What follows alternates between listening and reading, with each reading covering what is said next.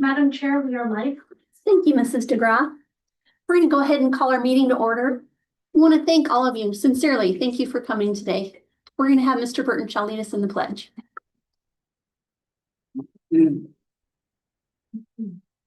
I pledge allegiance to the flag of the United States of America, and to the republic for which it stands, one nation under God, indivisible, with liberty and justice for all.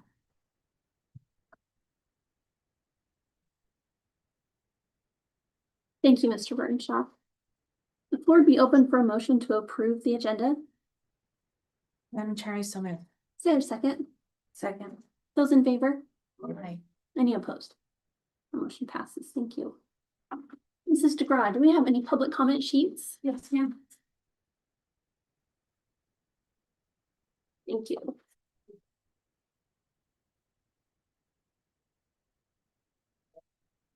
Just a reminder to those in the audience, public input will not exceed 3 minutes. The board will listen to input without comment except to ask related questions. Please keep expressions appropriate to the public setting. Discussion of personnel matters and personal attacks are not appropriate. And if you have anything you want to leave with Mrs. DeGraw, you can. So let's start with Crystal Anderson. If you want to just, we don't have a podium. The podium got hijacked for DYW.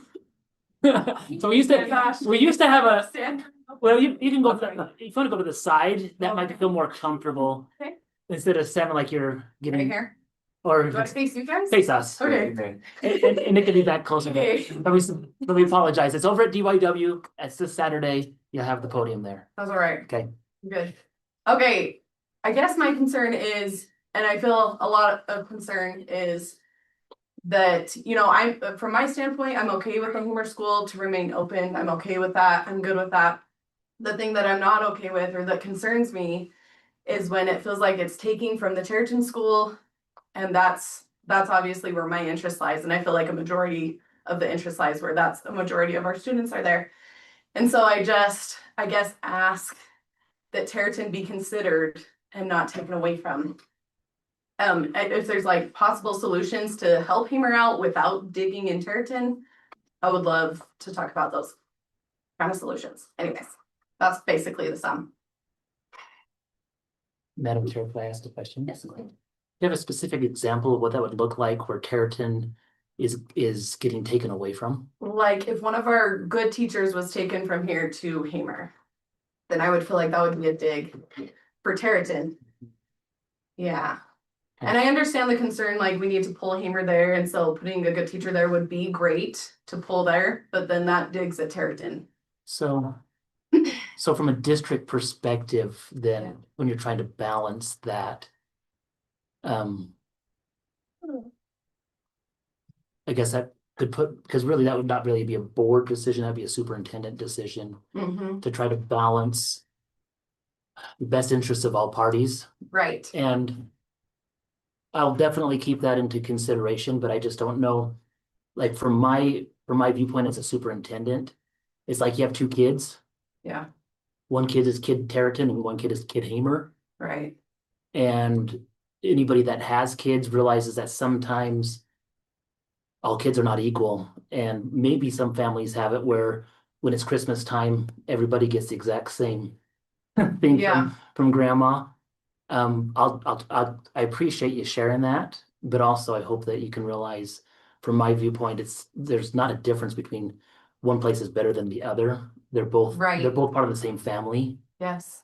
And when it's part of the same family, that's just how I'm going to approach it. So Yeah.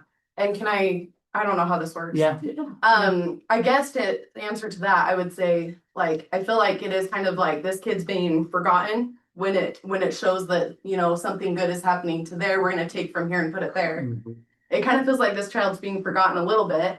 And I feel like, you know, I think the worry is if your parent's not informed, you know, down here, you're gonna end up with the teacher that maybe no one wants.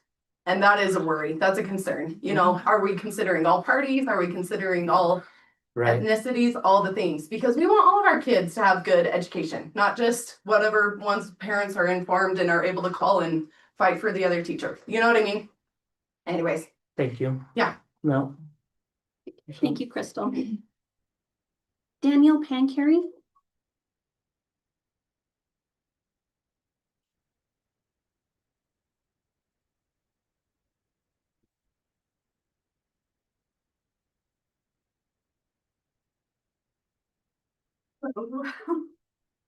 Okay, so mine is just Hamer. I've been talking to a bunch of people and everybody just feels kind of blindsided. I talked to Shane yesterday, just like, wait, what? We're losing our third and fourth grade, but we're gonna have the same amount of teachers. I feel like all, or at least most of the parents would like to keep our third and fourth grade. We love our school and we're all okay with some staff changes. I have talked to two of the teachers there and they actually sent me some stuff that they kind of wanted.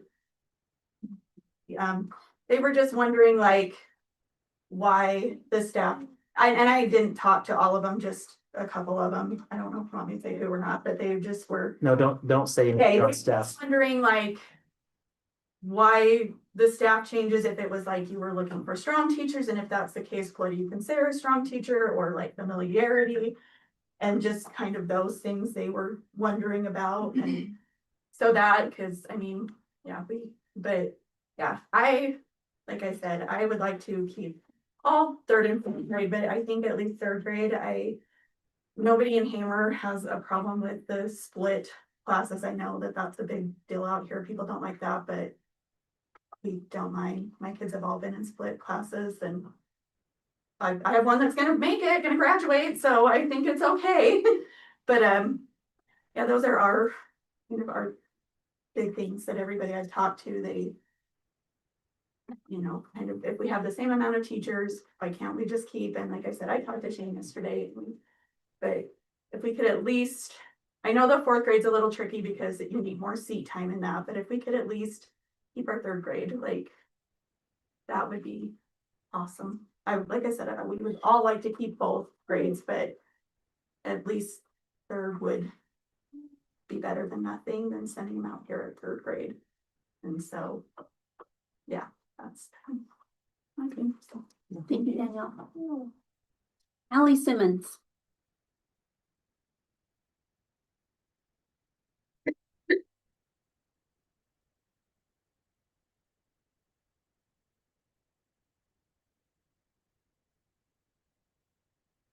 Okay, I wrote a lot of notes on that page and I was like, oh crap, I didn't remember I could see them. You can. Okay, no, you're good. Okay. Yeah. And I was like, crap, I can't. My brain only can think of one thing at a time.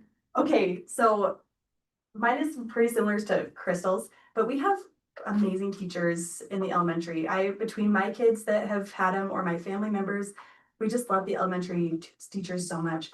So I'm wondering, like, how many students would the first and second in Hamer have? Because I don't understand why we're taking two really great teachers away from Tarleton Elementary, where I have a first grader and her class has 30, and I don't think Hamer has that many.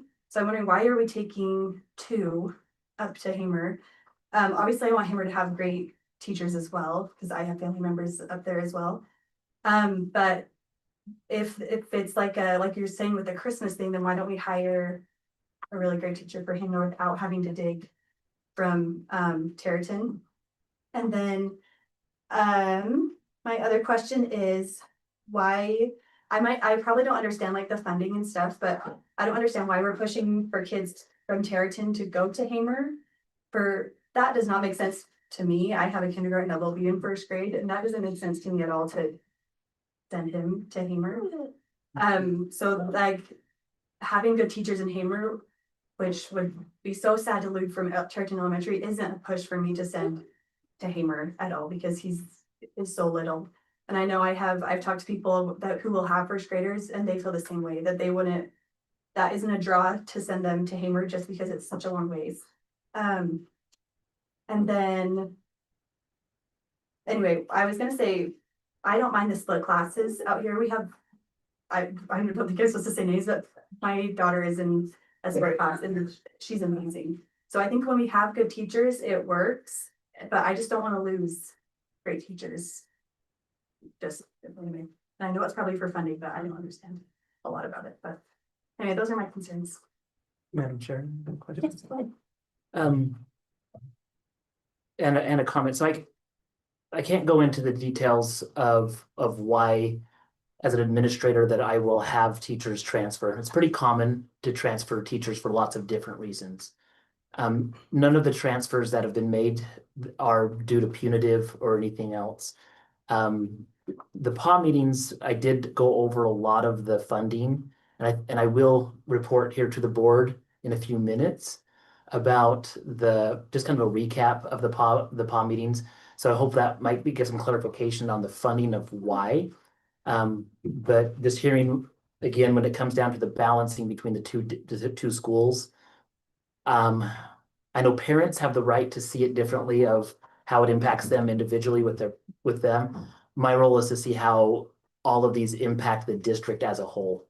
And so that's why you'll see when I come to that. So I just want to make sure that was clarified to you Yeah, that makes sense. before you sit down. So thank Thank you you. for sharing that.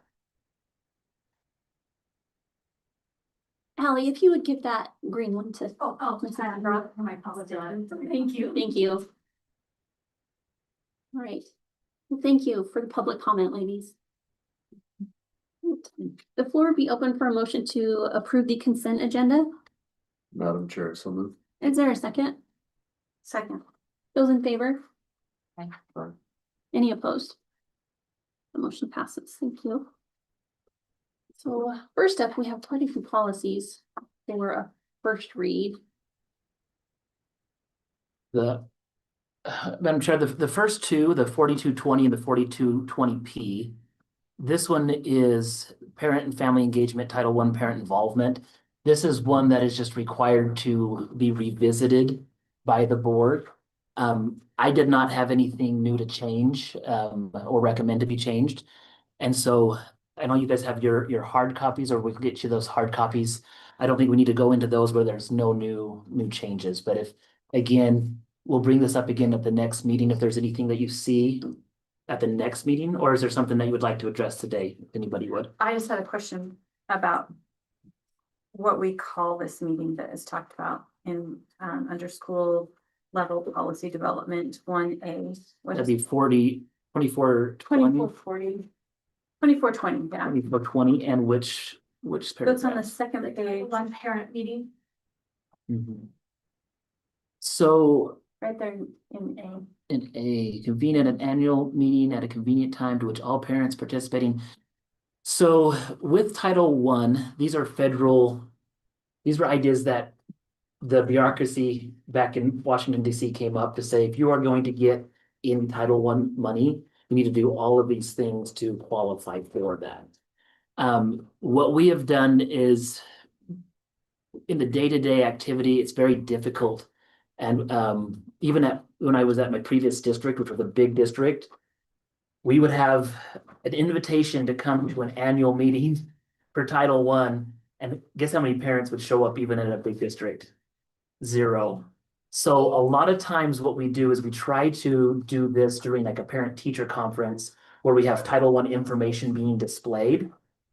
And so parents have that access. If parents ever want to do more than that, they're always welcome to call and discuss any of those things. And so how we've done this functionally in our district and also even at previous districts that I worked, we would do it in conjunction with like a parent-teacher conference.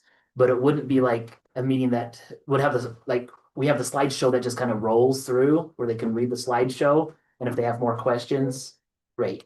That's how we do it. All right. Anything else?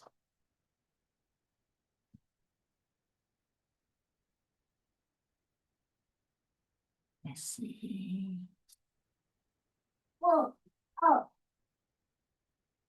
So if there's nothing on 2420, we can move to the next one, which is 2605.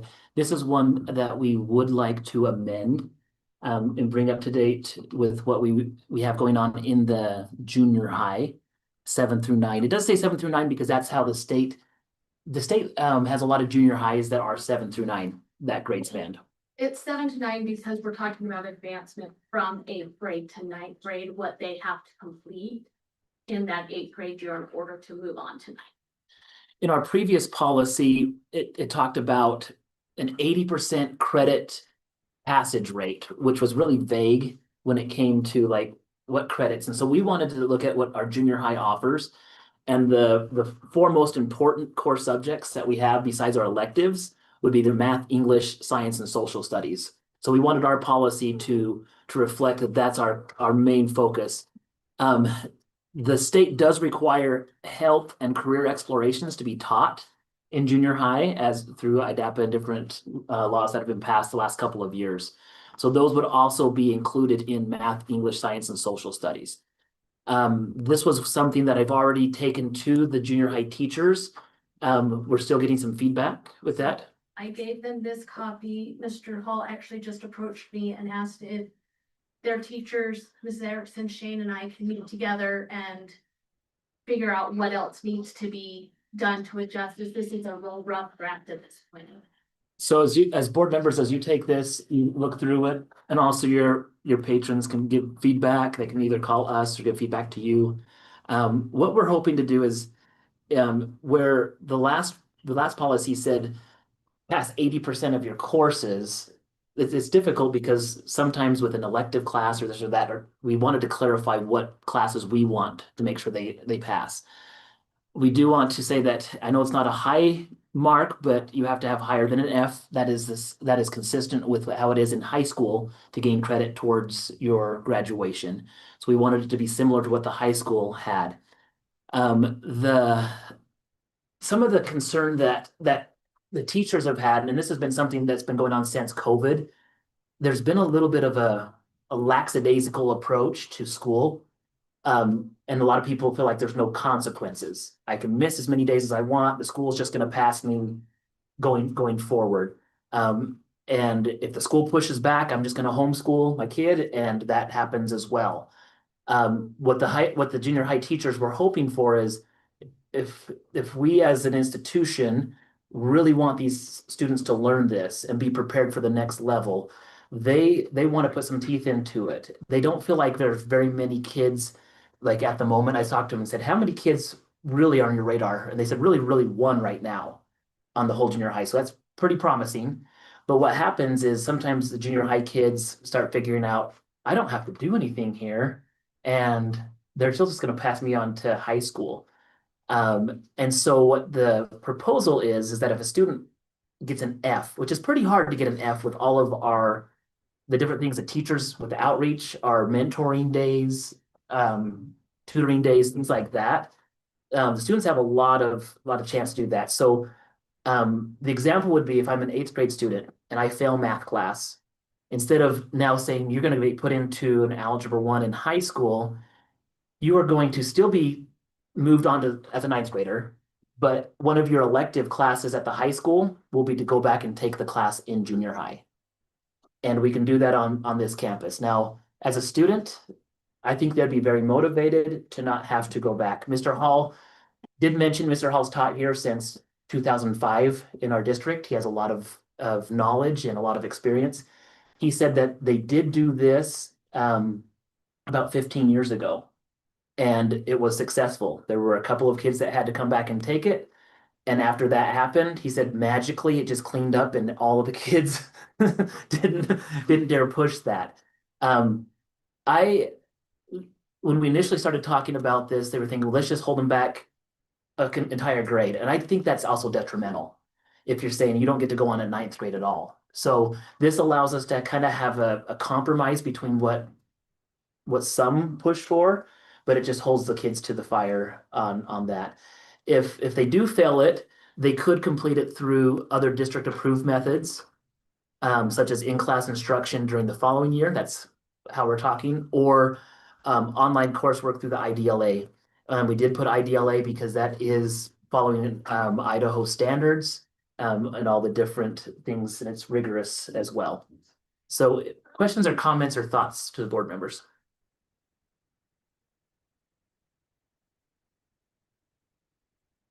Not yet. It'll be good reading material.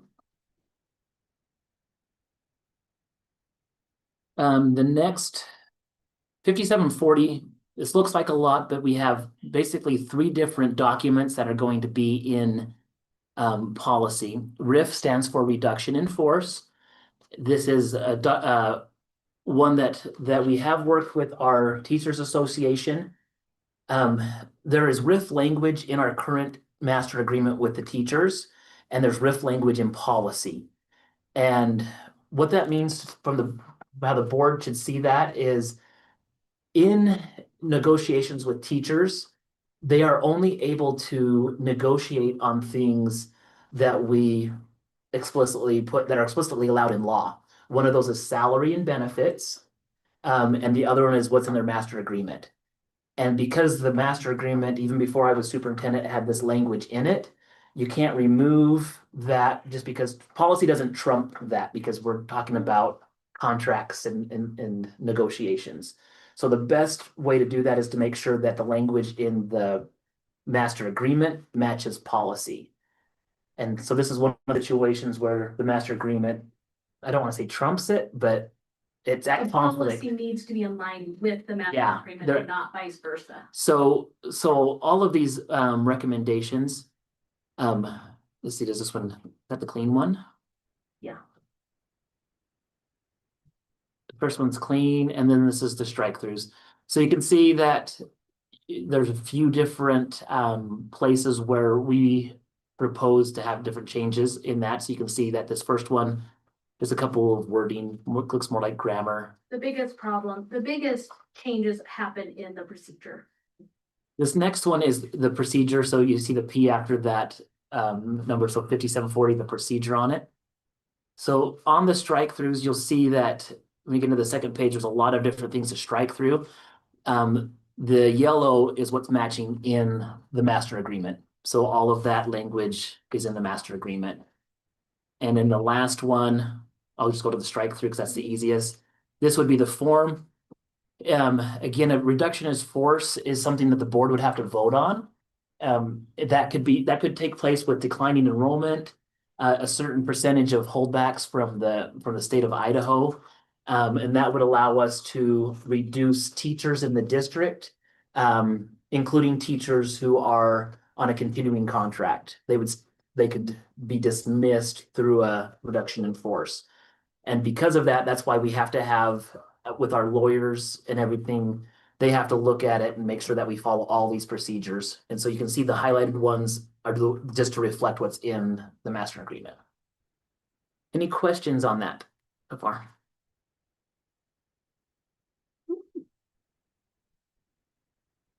Looks good. Okay. Again, a lot of fun reading. So when are we wanting to have these, second reading done?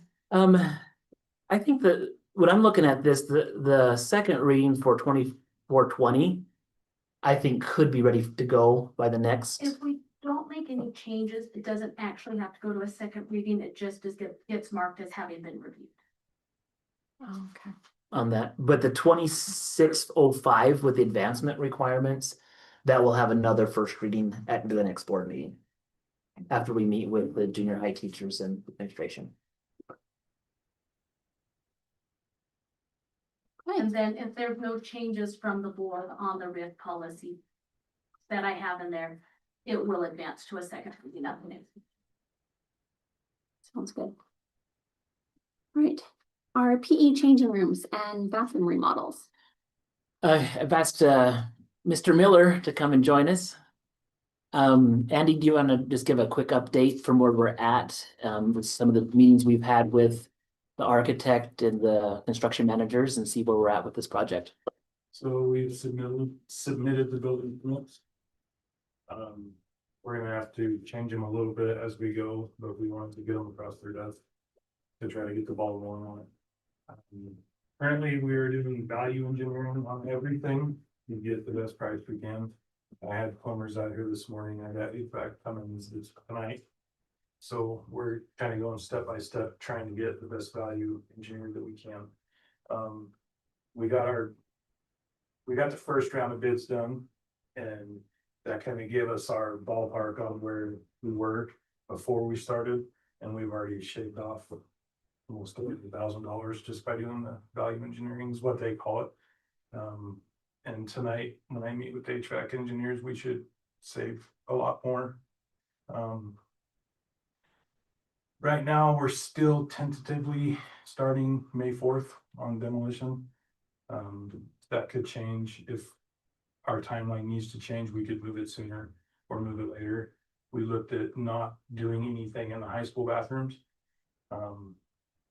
If we changed any of the faculty restroom stuff, we had to change the entire bathroom on both women's and men's bathrooms, so we kind of looked at taking that off the project for now, and that should save us a little over 200,000.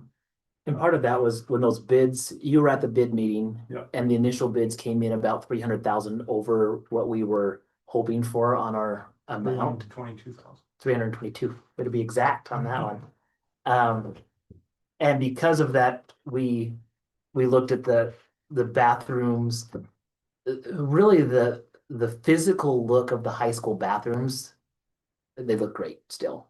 If you go in, there's a few things that would be nice to modify, but one of the biggest, I think I don't want to say the biggest push, but I think one of the biggest things that is difficult with that part is the staff bathroom location. Like, isn't that kind of what you got when we talked with That's this? the main deal.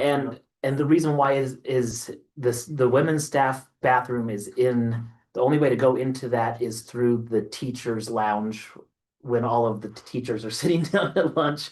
And it's just, it's an awkward place to have just a restroom for adults. So instead of remodeling doors and everything on that, as we met with the architect, we were able to have two separate individual entrance bathrooms in the women's changing room or locker room. And so there would be no problem with a staff member going in because it's a private restroom in there. So if that one falls off, it looks like we're already trimming to get down to where we're getting back to our budget, or at least our initial budget discussions. With the initial value engineering, we got it down to around 975,000. We were trying to hit 900. So taking those bathrooms off would put us below that. And then also the HVAC quote we got was very high, and that's why they're coming today to see what is required that we have to put in. The system that they put in was a huge commercial system, and I don't have to look at the numbers, but I think it was like $288,000 for the system. And the HVAC engineers we talked to said that is not what you guys need in changing rooms.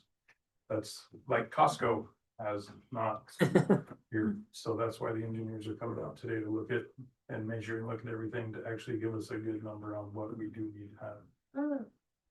So we're on board. They're hoping to have the redone numbers, and we're hoping to have a special meeting on Monday of next week if we can. The construction company needs to have the school board vote on basically the project limit to say we will not spend more than this much on it. And then they can get started, hopefully March 4th. May. May 4th. Thanks for correcting me. I told Emily earlier, they get sometimes is correcting me on that. And they will start in the high school locker rooms, block those off. The PE classrooms will have to just adjust, but that way they can get in with the renovations. It's gonna look amazing when it's done. So they're gonna be traveling through the north end of the gym back and forth between the locker rooms, so there won't be any impact to the hallways of the students or. So that gym The gym will be locked out. and they'll just be crossing back and forth through there, and there won't be. So if we're not making any updates to those high school bathrooms, are they still in compliance? Right And now, Possible to, so right now, we're safe-ish because we're not updating the fixtures around them. If we were to, we would have to go into the new ADA. So legally, we're protected from a lawsuit. However, it's one of those things that we can look forward in the future, but there will be ADA accessibility into the changing rooms, that those bathrooms will all be up to date as well. And so that would still be available to a student or staff member if we needed that. But it's one of those things where we can always come back and revisit because we are using the facility money for this. There doesn't have to be a certain level of time. We just felt like with this project, one was the initial financing. But the second one is, I'm worried that if we are doing those bathrooms and the changing rooms and the bathrooms at the junior high and elementary and updating all of those, that we won't be finished before school. I think that would be pushing it off too much.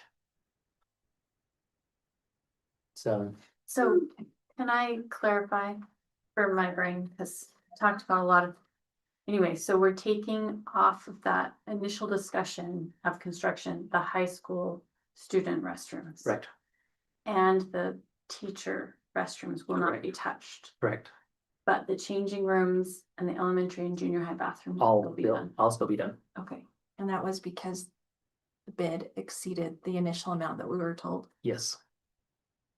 If the numbers come back and you guys like them, it's still on the plans, you can do it. But to get below that number that we were looking at, that was the easiest thing to remove. Is our adult men's staff bathroom ADA compliant? It needs a grab handle, I believe, Okay. and that door is locked all the time. Okay. Staff bathroom.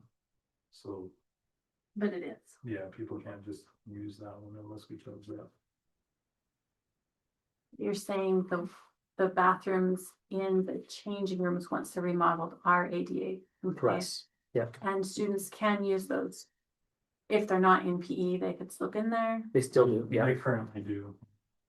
Do you have problems during the day with students accessing that area?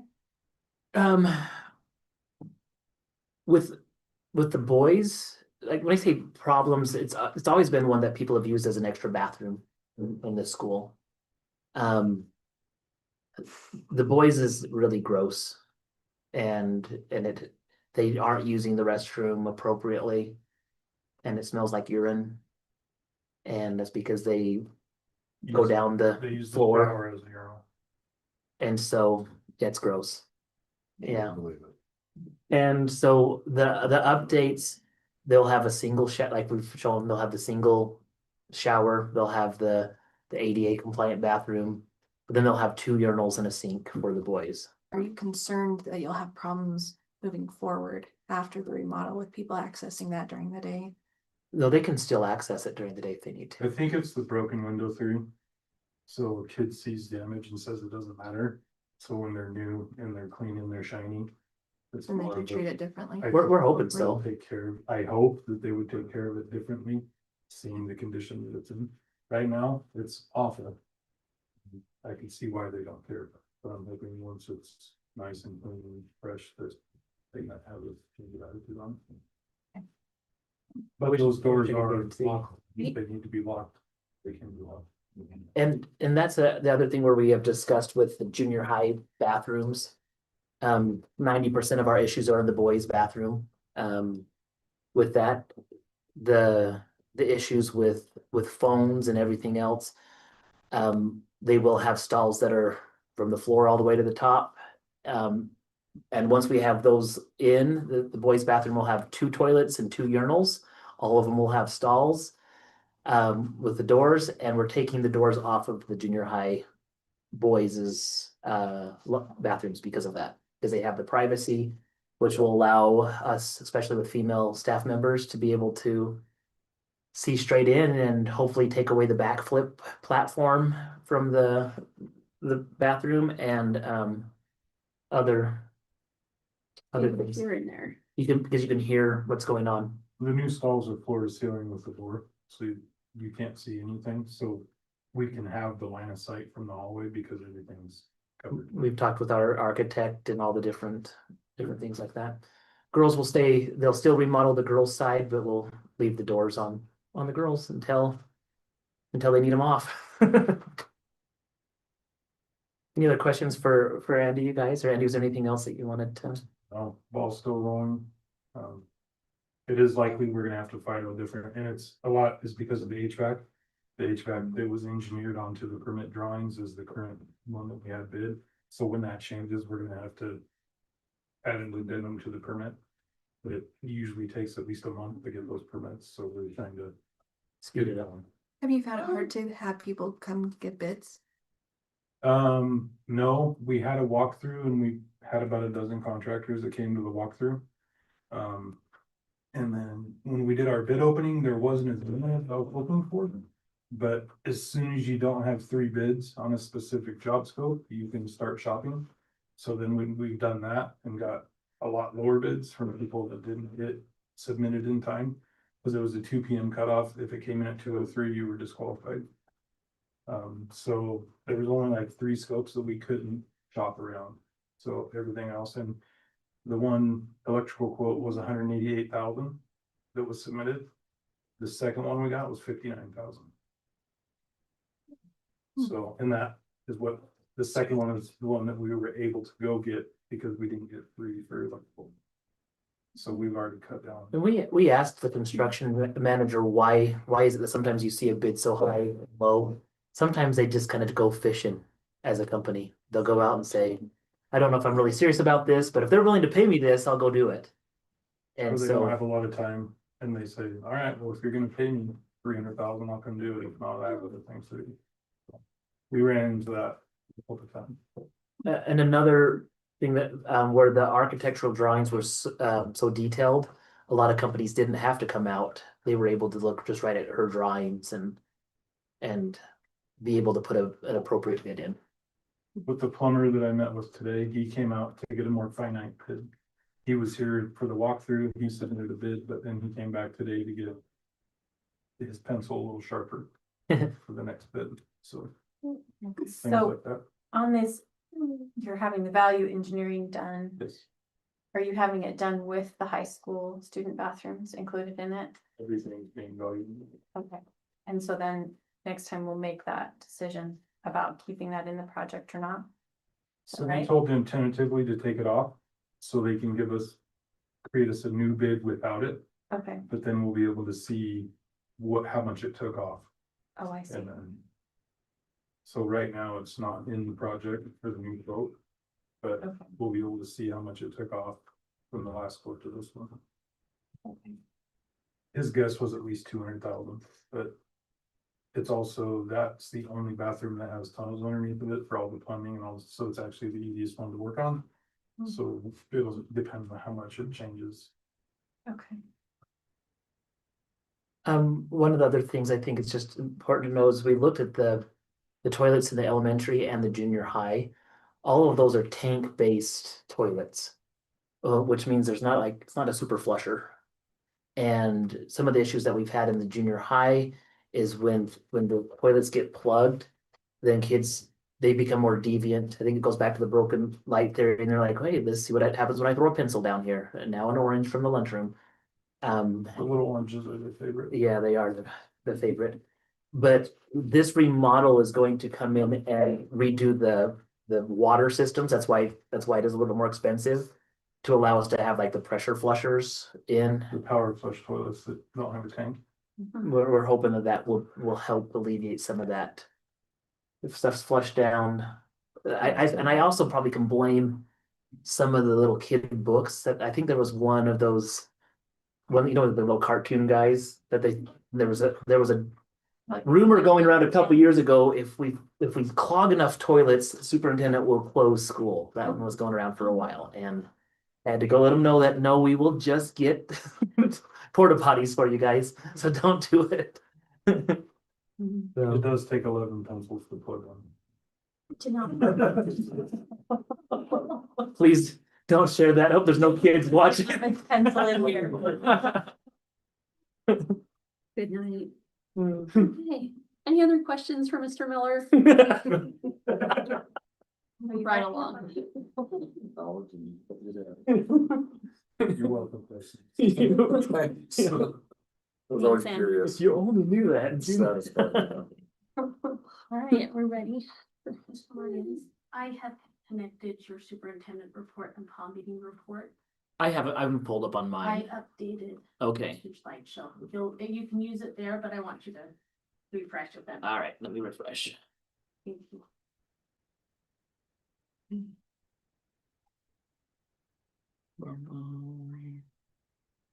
Okay, ready for Let's do it. superintendent report? Okay. All right, so let's talk about some of the goals that we have in our district. Thank you, Andy. Different things, we've been working with the teachers for curriculum and helping our teachers be better prepared. We had a PD training on Friday with two BYU Idaho professors, and it was an excellent writing. Mrs. Erickson, you showed up. The writing revolution. Heather Castillo is a professor at BYU Idaho. She was a teacher in Madison when I was at Madison. Excellent educator. And she came and she shared different strategies that our teachers can use to help strengthen our writing. In one of the things that we've seen with all of the curriculums, even when we looked at our ELA curriculum, is there's not a really great writing curriculum. And so the things that she shared with us are different strategies that are cutting edge research. As she's a professor at BYU Idaho, she is always going to different conferences and different things. She's teaching all of her new teachers that are going to be coming into the field, all of these things. She loved actually teaching our teachers because when she's teaching, like, and I can kind of remember this as a pre-service teacher, like you're learning about it, but you're like, I don't know what to even ask because I've never even been there. But where all of our teachers have been teaching for a number of years, they were asking really good questions. How can we use this? And we had all of the different teachers in the different pods of their grade levels, the middle school teachers, the junior high teachers. And so we're really excited about this training and hoping to see some of the different things. Amanda, does anything you would like to add to that? It just breaks it all the way down to brass tacks, step by step, starting with what does a sentence look like? How do we make that sentence more complex? Do we put that together in parts? It's just like you can read, you can teach it. And those will be different goals that we start assigning to our teachers to discuss in their PLCs and their teacher teams as moving forward. I'm going to skip number 2 because I'll circle back to that with my other part. School environments and safety. We did have a safety inspection. The state always comes in every single year and does a safety inspection. They found a lot of really good things that are happening in our district. Some of those things include just the connection with the community, our communication systems that go out. Some of the things that they've had concerns, and these aren't new, are just we're a walking campus. And so there's just some different safety things that are encompassed with that. But as a district, we do have our safety plan in place. It's not public knowledge on that, but we do have different things that we come in practice. But I just wanted to let the board know that we are looking at that going forward. Another thing with like creating the school environment, I was invited to the 5th and 6th grader assembly this last week to talk about school community. And this is the slideshow that I showed our 5th and 6th graders.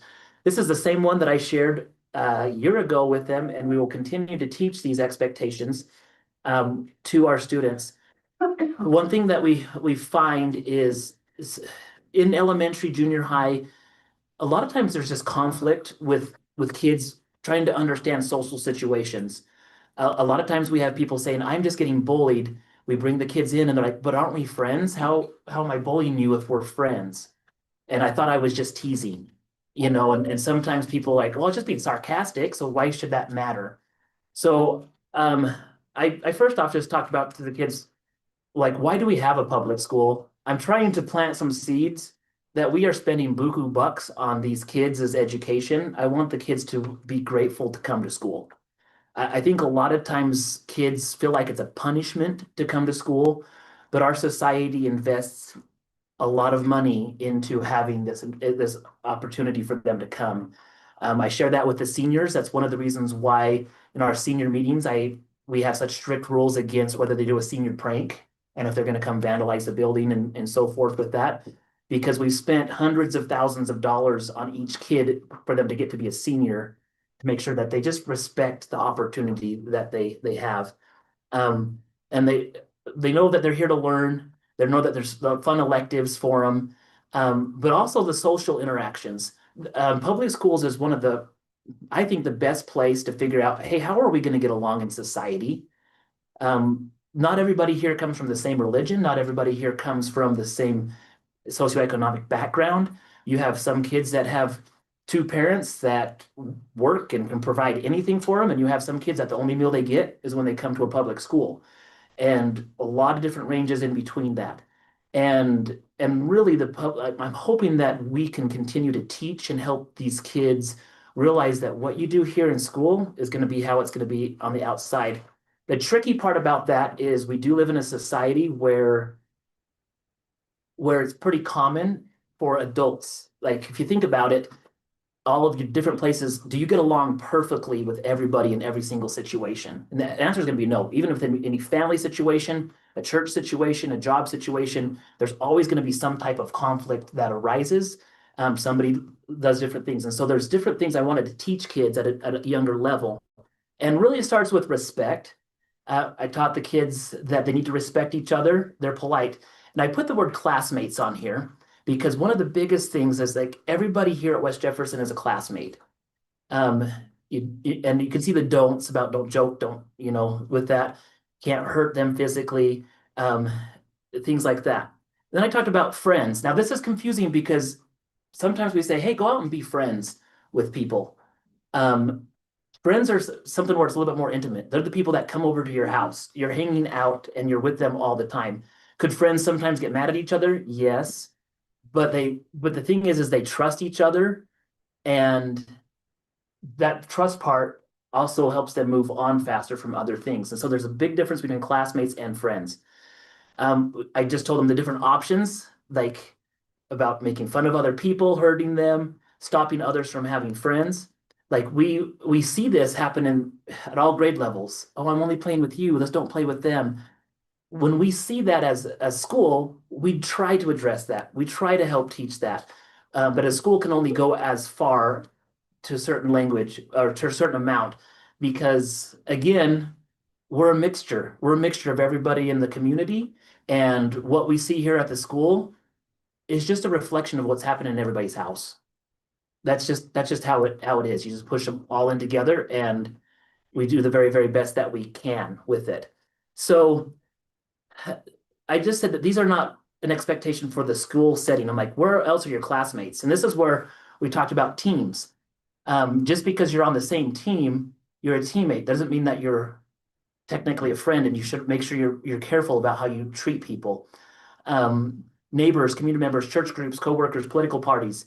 All of these different things are ways that we're hoping to create a future where kids can at least be able to be respectful of each other. None of these people in any of these things will agree with each other, but it is necessary that people can have dialogue, that they can discuss things. And if they disagree, that's okay. It's healthy to have those disagreements. And so these are just different things that we are teaching the kids in the school. We are trying to reinforce that. It's just like I said, it's one of those things that it's going to be nonstop, because as kids grow, I reflect back on my life, and I was probably a little stinker in 5th, 6th, 7th grade. And we're going to have a new batch of new kids that start to have hormonal changes and have to go through that. And especially as you have kids, those of you that have teenagers, I'm starting to see that they start to have their own direction. One of the biggest thing is that we will never be able to solve is, and we shouldn't try to solve this, all of these kids are individual human beings with their own agency and their own decisions. We can't control them, but we can try to teach them the best we can. And so that's what we'll keep doing. And then we've had some PAW meetings. We've had 3 PAW meetings this last month. I had some really good feedback and also pivoted from some of the initial discussion ideas, and I'll share that here as we go forward. Any questions or comments? If I can take a drink of water or anything. Can we ask questions? Madam Chair? Yeah, I mean, if you're willing to. Yeah, go ahead. So with your presentation that you had for all the kids about teaching them friends, classmates, all that stuff, do we have like a mission statement or a standard that we like blast in classrooms that they know about, so like we can point to like, hey, our school is focused on this, this, this. Does that fall in these guidelines? Or what are the consequences for these things? Like that is a big concern of mine is my kids go to school and get hit multiple times a day. What is the consequence? You know, I understand people come from broken homes and that it's a reflection of what they're going through. I understand that. My kids are not perfect. We have lots of conversations about that. But I want to know what kind of discipline or things are taking place when we do have boundaries crossed with those things. Okay. I know, the district, PLC group is putting together some expectations that we can start, I guess you say blasting in each class and being better at that. Mission statement. Missions, like things like that. And so we're in the process of strengthening that as well. With discipline, we do have discipline rubrics that we follow on that. And so I guess if you have a specific situation, we don't want to go into that there. I guess the conversation would be, if you haven't had a conversation with your administrator, which would be me, then I need to know about that. And so where this is the first time that I'm hearing that, it's really hard for me to address that. I told you on the phone. Yesterday.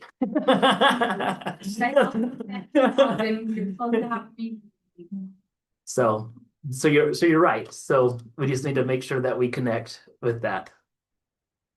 So Amanda, do you have anything you'd want to add to that when it comes to like? We do have, the statement is respectful, responsible, ready.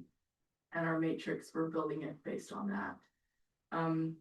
I did a training for the whole district on restorative practices where the recommendation is to bring the person who was harmed and the person who harmed them together to talk about the situation, talk about how we can restore the relationship, what would be fair for restitution. And doing that has been so interesting because before it was like, she said you did.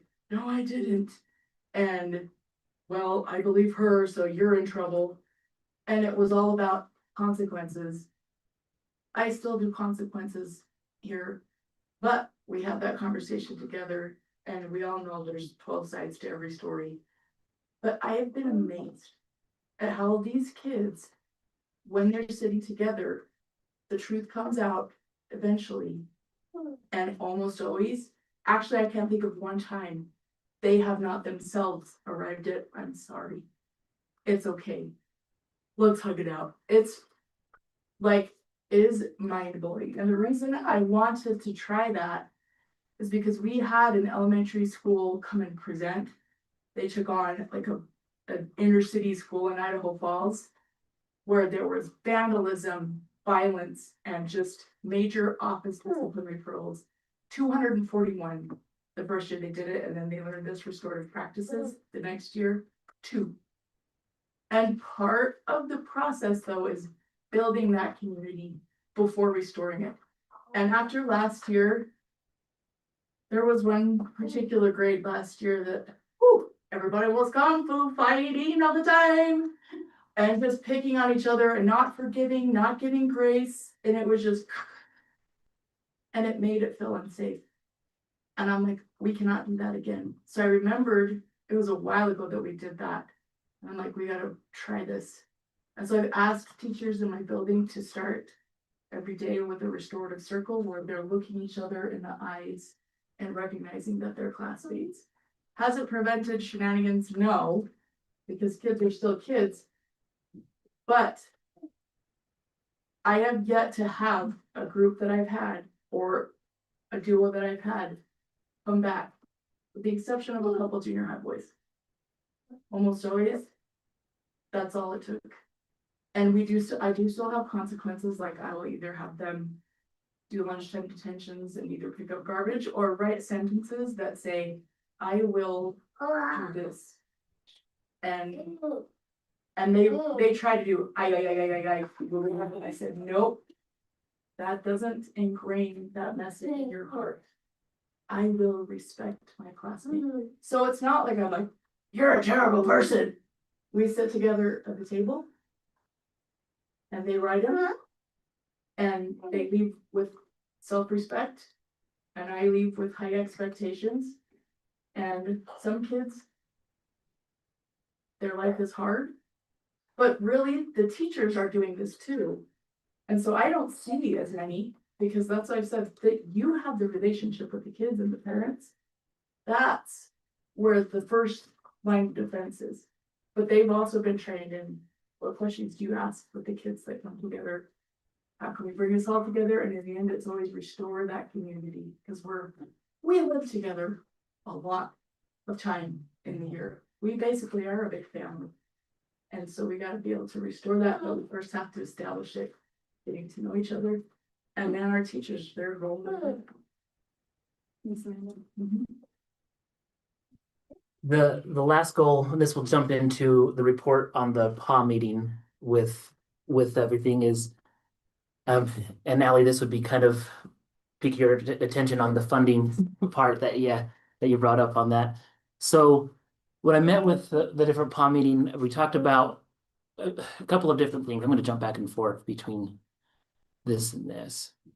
So the declining enrollment, these were the things that kind of came out with everything, our declining enrollment, the funding formula, and where that leads us. So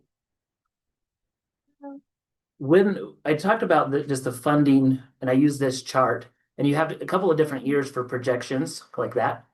Is that better? Thank you. Okay. And we started this whole process. When I say we, Carrie and I, from the business side, we've been to 3 or 4 years of trainings with the State Department, with all of this, and there's a lot of that goes into it. Sometimes I think when we tell people who aren't in it every day, it's really complicated to understand. They might think, what you think I'm too stupid to understand it, and that's not what we're saying. But there are so many different moving pieces. It's not our funding for public schools come from so many different revenues and there are moving pieces and with it. Idaho does not fund schools based on enrollment. And so even though we have to start with enrollment, we know that we're graduating a class of 60 and bringing in a class of 40, which means we will have 20 students right off the bat less in West Jefferson. So why is that significant? It's just not the 20, then it goes to average daily attendance. We are only funded by the time that students are in school, even though we still are required to help kids that don't show up. And so we really are, as a public school in Idaho, at the mercy of whether parents choose to bring the kids, whether that's regularly or not at all. And so we looked at our current year, and there's a function that takes your average daily attendance. So this is basically saying on an average day, West Jefferson has 571 students at school, even though we have more enrolled. That number there then comes to what is called support units. Now, support units, this is the one that I should put a little crown on there, because that one should be the king number. Support units is what generate funding mechanisms to the district. One of those would be called salary-based apportionment. So your support units gets put into a formula. This number 3544 gets put into a formula, and the state says, boom, this is how much money you get to spend on teachers. And then we have to look at our teachers individually, and they kind of compare that to say, a new teacher makes this. Our most experienced teacher makes this. They give us an average of that. They don't give us one individually for each teacher. And so that also provides some types of complications, sometimes good, sometimes bad, in a district on what we can do with that flexibility. These support units tell us right now for this year that you can hire this many teachers and this many administrators. The tricky part is this number here is based off of 75,000 per that number. If you look in Idaho, administrators make a lot more than 75,000. You can always go on and see how much I make. It's always awkward to talk about things like that. We work in, what our administrators make. If you look at that, we are on the bottom 20th percentile of Idaho schools when you compare what we do. So we are not comparatively overspending on administration at West Jefferson. And that's not something I'm trying to do to like pump you for more money, Dennis. It's just one of those things. So that money has to come from other revenues or something else. And that's not just with administrators, that's also with classified employees, custodians, secretaries, other things like that. So when we look at the support units, we say, okay, if this is the king number, where we're currently at, sorry, this was 2 years ago, 35.44. This year, we're currently at 35.05. We look at next year with the declining enrollment, and I put status quo, and that might have been confusing as I've had conversations with others. Status quo did not mean that I was going to keep every single teacher in the exact same spot. In my mind, I was thinking of it as a district level, that I've got to keep status quo with not hiring more teachers that way. So that might have come across wrong, and I apologize for that. I recognize after some discussions that it could have come across that way, and I can see that. But I came up with a couple different ideas, because every time we start talking about funding, at least the history of West Jefferson is people say, well, let's just get rid of Hamer because that's going to be the quickest way to save money if you're worried about funding. Which takes me into the discussion of a couple of other things, and I'm just going to jump back over to this. One of the things that's really important to Idaho has a way to compute support units. Remember, this is the king number with that. And so in an elementary school, Tarleton would be 160 to 299 ADA. That's where Tarleton falls. We don't generate a teacher until we have 20 students ADA in a classroom. So if I look right now at my Tarleton Elementary, I might have 2 classes that have 22 kids in them, maybe one that has 23. So if we had 23 kids in a class, and throughout the whole year, we didn't have more than 3 kids gone every single day, we would be funded at enough to have a teacher. So any classroom that you have in Tarleton that is below that, we are automatically starting to work into the red when it comes to the overall funding. So that's when I look at these numbers, go, okay, so how do we maximize and do this? Hamer has had between this one and this one, between 33 and 33. So they generate a teacher at 12 ADA or 13 ADA. And so the reason why they do is because they're a separate school.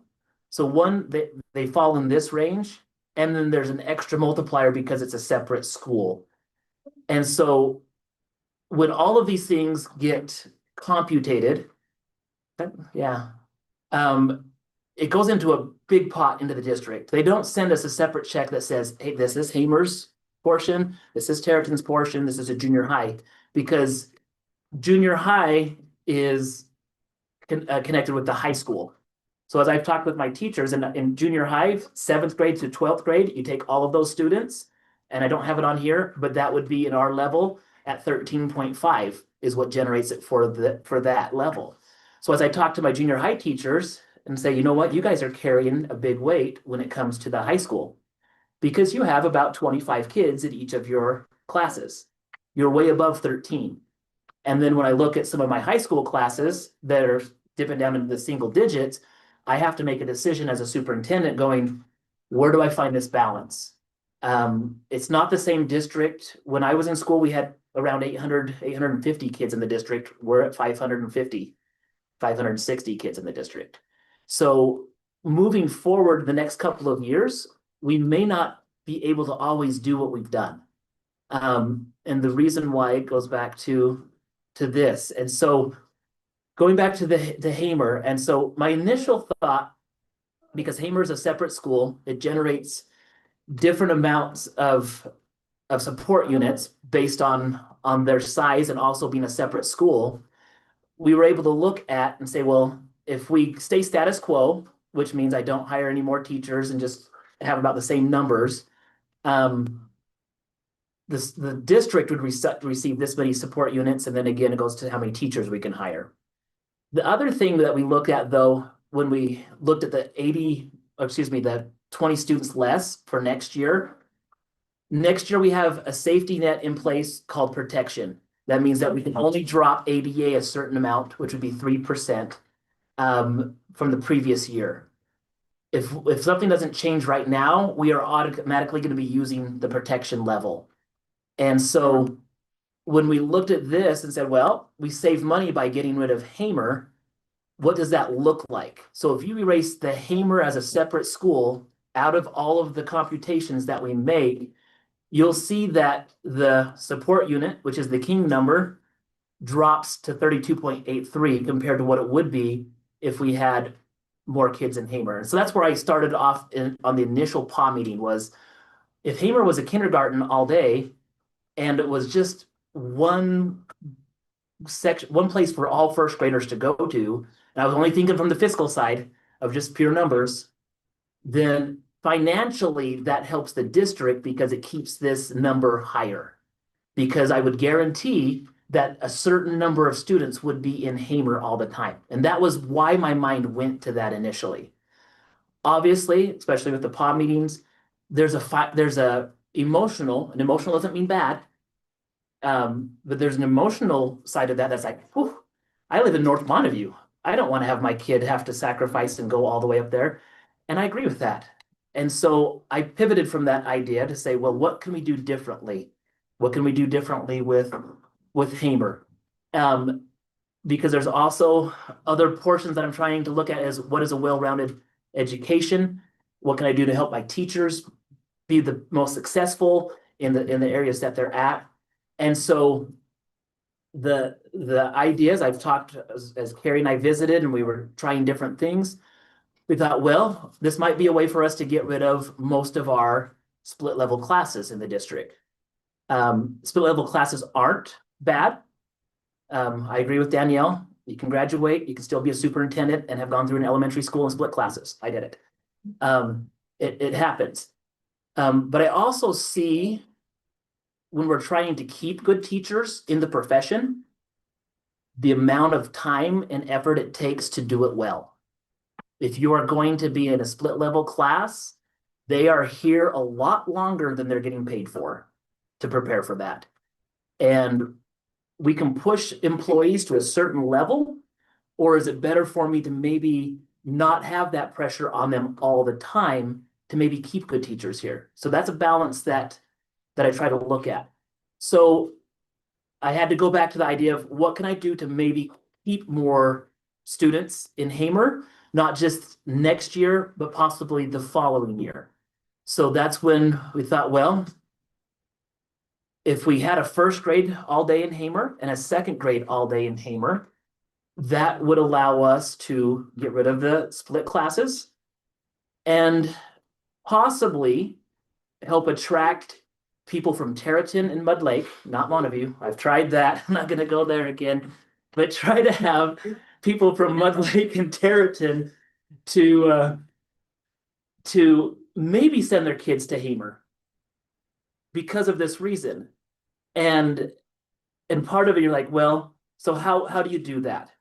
And so I do have, and I guess I'll talk about the proposal. I did make staff changes, and I'll say exactly when we get into the action item part.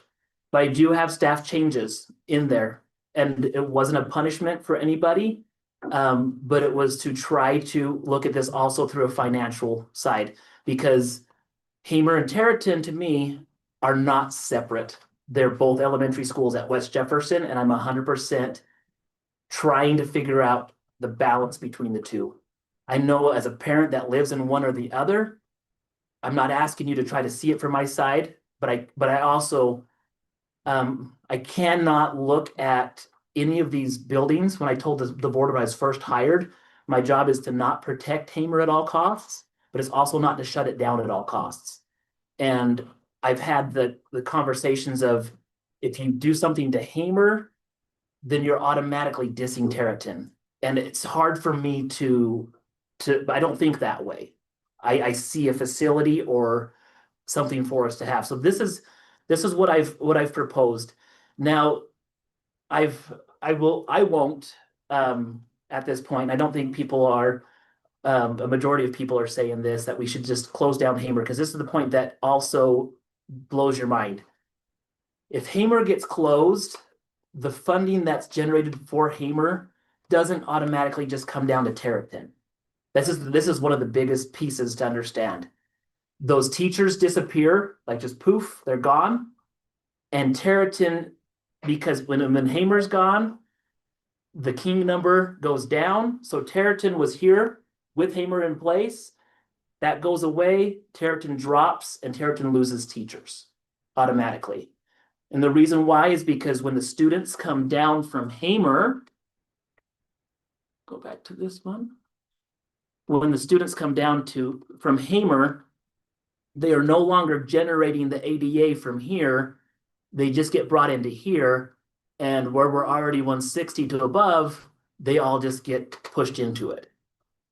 And so that's the balance that is, as a superintendent, that I'm going, all right, if you're thinking I'm picking favorites, going back to my conversation with the junior high, having a well-functioning Hamer actually treats Terrapin better. Just the same way that the junior high teachers having more kids in their class make the high school elective options more. And so that's been the biggest discussion with that. Other things from the funding formula, we just cannot hire more teachers than what we're funded on. Some of the questions that came up in the PA meeting was, can't we just go for more on a supplemental levy? The school districts that are really I don't want to say in trouble, but that They seem really hard decisions. exactly. They're ones that hire teachers off of their supplemental levies, or they've used other funds to help supplement teachers. We haven't done that. All of the extra COVID money and everything that we've had, we didn't hire extra people. I'm glad I listened to that part in my ed specialist classes to become a superintendent, is don't have more teachers than what you're funded from. Because when you have them, like at Hamer, the state funds those. That just comes to you. The other thing, when we said providing a responsible oversight and a well-rounded education, again, we've talked about split level classes, different things, and the cost benefit of having Hamer versus not. I feel like one thing that has come up with this conversation is people are saying, well, if you're worried about money, why are you spending it here? Why are you spending it there? There's different things when it comes to a school that's already earmarked for operational. And we're supposed to spend it on those things. If we start thinking I can save money on the operational cost, use that money then to invest in a teacher, that wouldn't be wise for us. Because now we're getting caught into something that as soon as a teacher has a contract, especially if they're not tenure, but if they're on a continuing contract, then it comes back to the RIF policy that we talked about today. If we had to do it, it gets real sticky. Those districts that have a lot of difficulties. I know, like I said, I don't think the biggest thing is, I think people see at least from what my studies have been on how Hamer is helpful for us.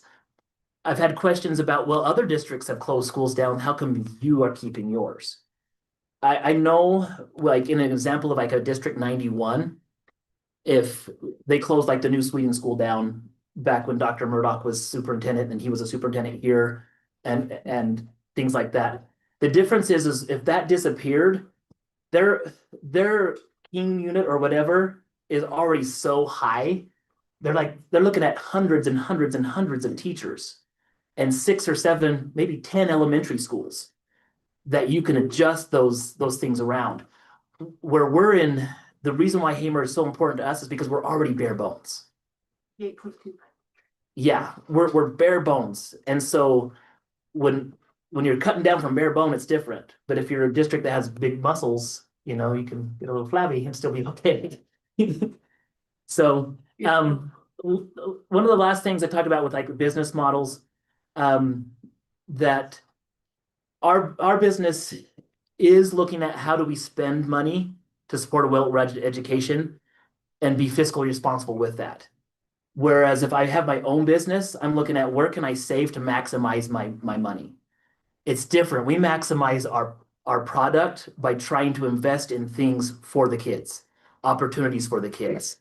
And so that's what we're trying to do. I think we talked about all of that. All of these numbers that we came up with, this is important on as we're looking at without protection and where we would be without Hamer. These numbers would be, if we close Hamer next year, we're automatically losing this much. But that's because, In on that a little bit, sorry. yeah, and I can, that's because, $11,000. sorry, I'm as far as it will go on this one. Oh. So like if the board's like, okay, so the board's like, hey, next month, let's close Hamer down. Now, people that are listening online, don't get crazy on that one. But if that's what the board wanted to do, I would come and I would just show you, we would lose this much money next year. And that doesn't go to Territon, and then look at all the different teachers that we would be. But if we wouldn't have had protection next year, it would be that much. And we would be down to there. Now, here's the thing that I didn't share. Next year, we're protected at 3%. Unless something changes in the district. In 2 years, this is the one that could, this is worst case scenario, unless we have some way to get more students into the district. This is how much we would lose in 2 years. So do people understand protection is like a safety net from the state, For 1 year. but it's for 1 year? And then the next year, you go to your, We can only drop 3%. Right. but then the next, Drop more. the next year they go to your actual. And then the next year after that, if we kept dropping, you'd have protection for that second year. You can't just keep going protection to protection to protection. It's protection to actual to protection. So that's why it's really important. These are all the different budgets that Mrs. DeGraw has, and she's gonna put these all on the website. And so this next stuff that we analyzed came from a breakdown from all of the fiscal year end budgets. When people, I know the question, Crystal, not because you had a good question, you say, so where are you getting your numbers from? This is what you were asking for. And does that include the operating expenses? Yes. The two schools Yep. separated out. Yes. So we took this and just full disclosure. We took all of our documents from the state, downloaded them, put them into an AI generator based off of the inquiries to say, there's so many different codes and funds of people on where they're at, on how much the costs are. So you have the direct costs, which this includes salaries, benefits, and everything funded to the general fund, supplies, equipment. So this would be everything from that general fund that goes to the different schools. So when you look at the from the fiscal year 25, Hamer Elementary was spending 7.99%. Territon Elementary and Junior High had 49%, and then the high school had 42% for all of that. When you look at just the operational, to say, take out the salaries, and I want to see what's coming from what's funded from the state, Hamer is at 11.68, the junior high and Territon Elementary is at 38, and then the high school is at 49%. And those are What do the. we get per student on what it costs? So if you want to, you could take it, you could divide. There is oh no, I took that one out. Yeah, you could That's the divide it, enrollment and number. you'll see that the per student cost for Hamer would be a lot higher. Yeah. It would, there's just no doubt about it, because of the numbers. But if you're looking at a per student cost at stuff that's funded directly from the state, that's the part we would have to justify and say, yeah, we are spending more per student in Hamer from the funds that were generated from the state. And if we're like, man, we're gonna make this decision based off of the per student amount, and we pull those kids down to Territon, remember what happens when that domino effect comes in. Teachers disappear, Territon goes down even further. And so maybe we feel good about saying, yep, we made this fit better, but is that really what's best in the interest of everybody in the district? And that's something where, depending on what you're trying to accomplish, and that's not what I'm trying to accomplish. I'm not trying to take the $35,000 that Hamer is spending at the expense of Territon now losing 2 more teachers. after those kids come down. That's where I'm at. Whether it's right or wrong, that's where I that's not gonna be the thing that really sways me one way or another.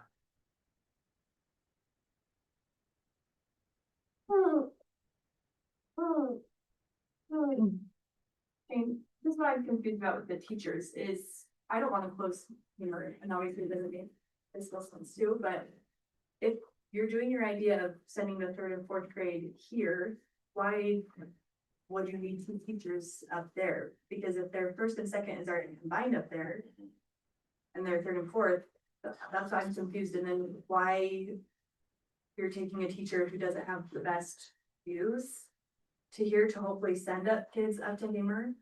That doesn't make sense to me. So I'll talk on the best reviews when we're saying this. I think there's a lot of things that are dependent, especially when it comes from somebody as an evaluator of teachers. I think there's situations where teachers can have more support and show better improvement with where they're at. Taking away the split level classes is one of those things. I know from a parent standpoint, if you're saying, I like this because I want to keep I want to keep it how it is.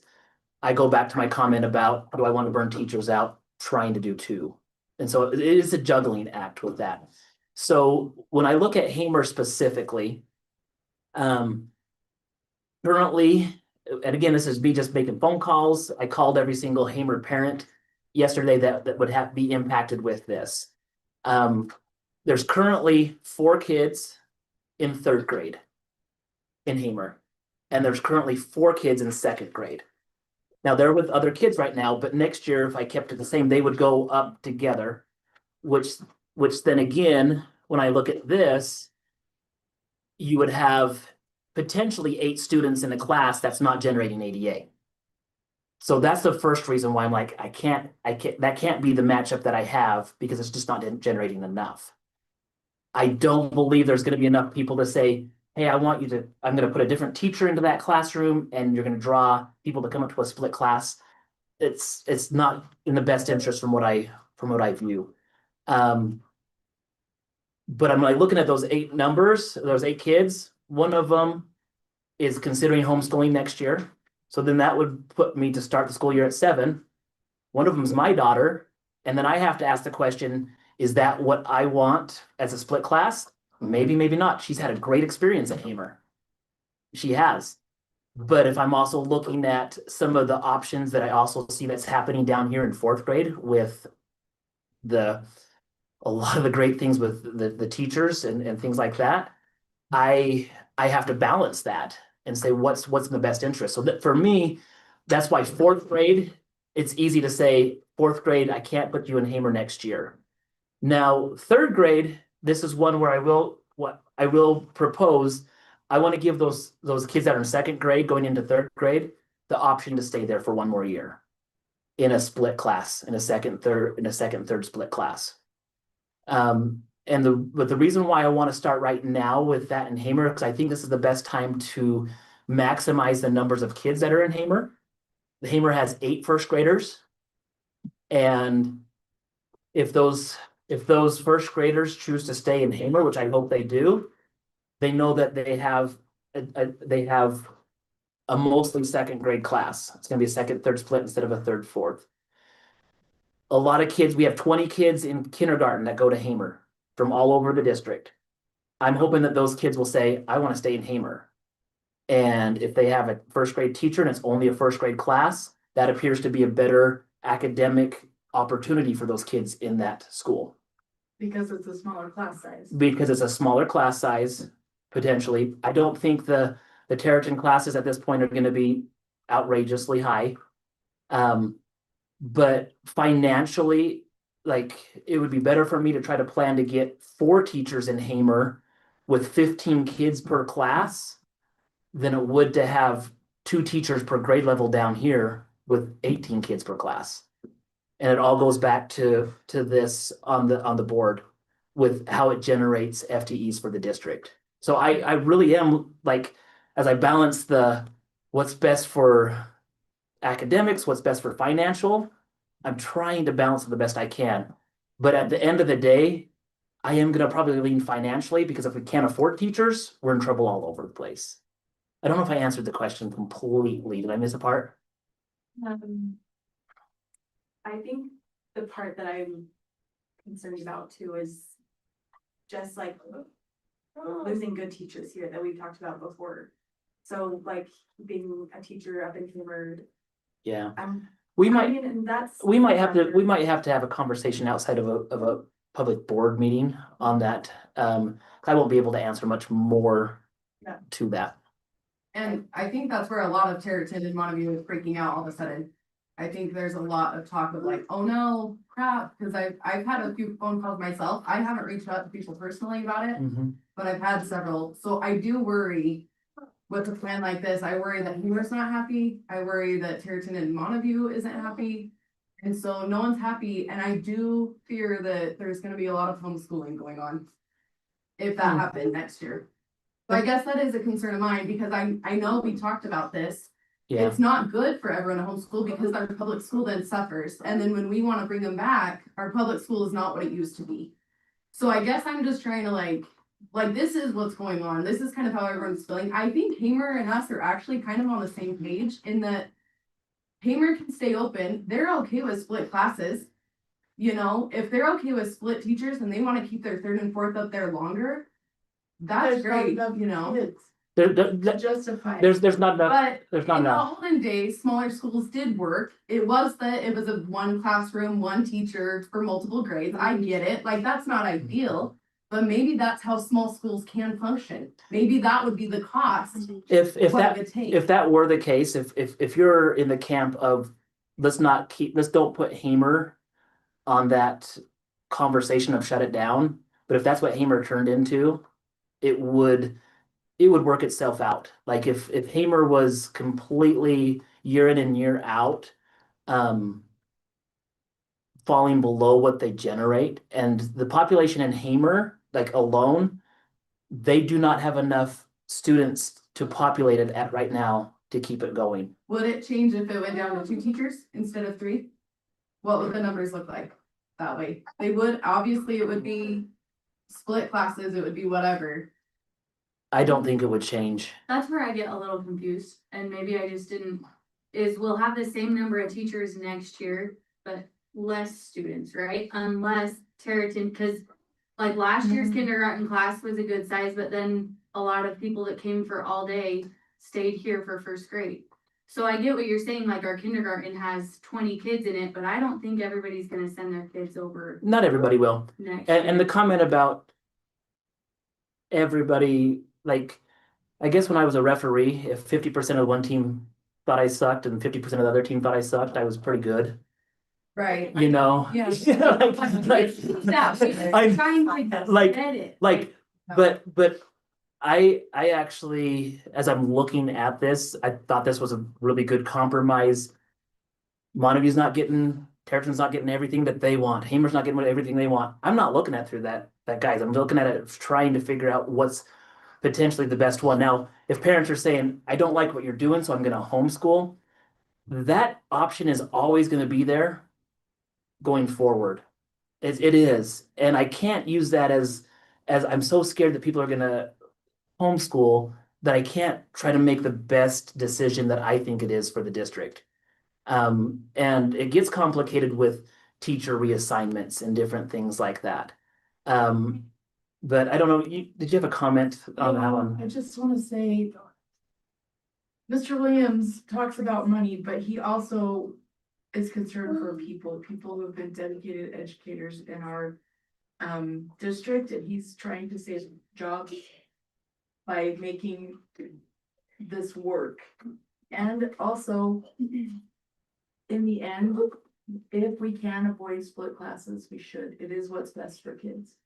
So in order for this to work, we do need some people to take the risk of sending kids from Territon up to Hamer, because even as it is, we're not maximizing what we have there. But I will tell you, as someone who chose before any of this was happening to send her daughter up, I was trying to convince Shane to go all the way to 6th grade, go back to the way it was at the Hamer, because she had such a quality experience there because of the smaller student to teacher ratio.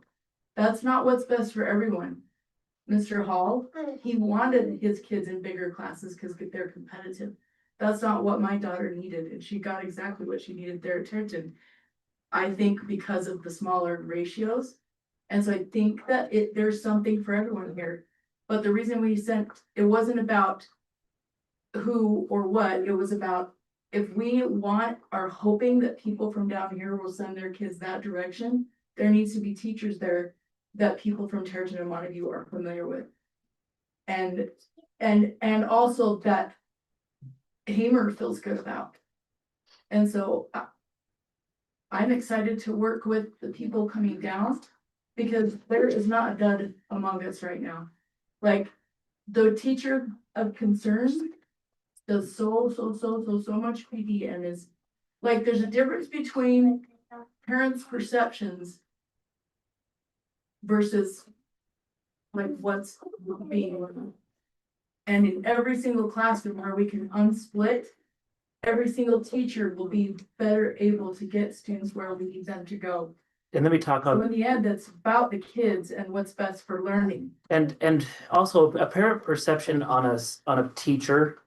That's one thing. It's always like, it's definitely territory. You're like, I really want a choice between two teachers. That would be nice to have a choice. I learned this as a young administrator. At my school in Madison, there generally had 4 teachers per grade level. So it would have 100 kids that would be in each class, and in the first grade, maybe 80 to 100. And I would rotate them around, and I'm trying to do the very best I can. And word on the street, every parent group gets the word on the street of, hey, when you're in here, get away from that teacher as much as you can. And that's the strong one. And all the scientists are going to be coming out of that teacher's class. All of that in the community. And as a young administrator going in and evaluating, sometimes I like some of the things that they tell us when we evaluate is you have to remove a certain bias of things that you see as the most important thing on a teacher. And I can remember this in my initial thought. I thought, this teacher is not as strong. She's not as strong. She might be a little bit older in age, has lost it a little bit. She's kind of old school. I don't want to say she's competing, but the other teachers on her team were the best and brightest from BYU, Idaho, and they were fun and hip and all sorts of things. And in my mind, I thought, I need to do something about this other teacher. These kids aren't going to be learning. Parents aren't going to be happy. What am I going to do? But when I would actually go in and observe her class, see the questions that she asks, sees the way that the kids are actually learning, the kids are growing and progressing. The parents had a different viewpoint because she was frumpy or this or that.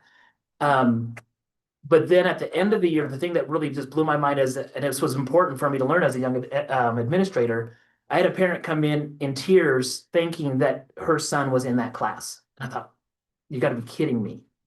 And she said, he has never had a better year than this year. And I would have never thought that. So what that tells me is there may be some here in this group or some people that you've talked to that say, you are putting teachers down here that I don't want to see. But there are also other people that, one, maybe don't have as strong an opinion, but two, that student thrives in that class.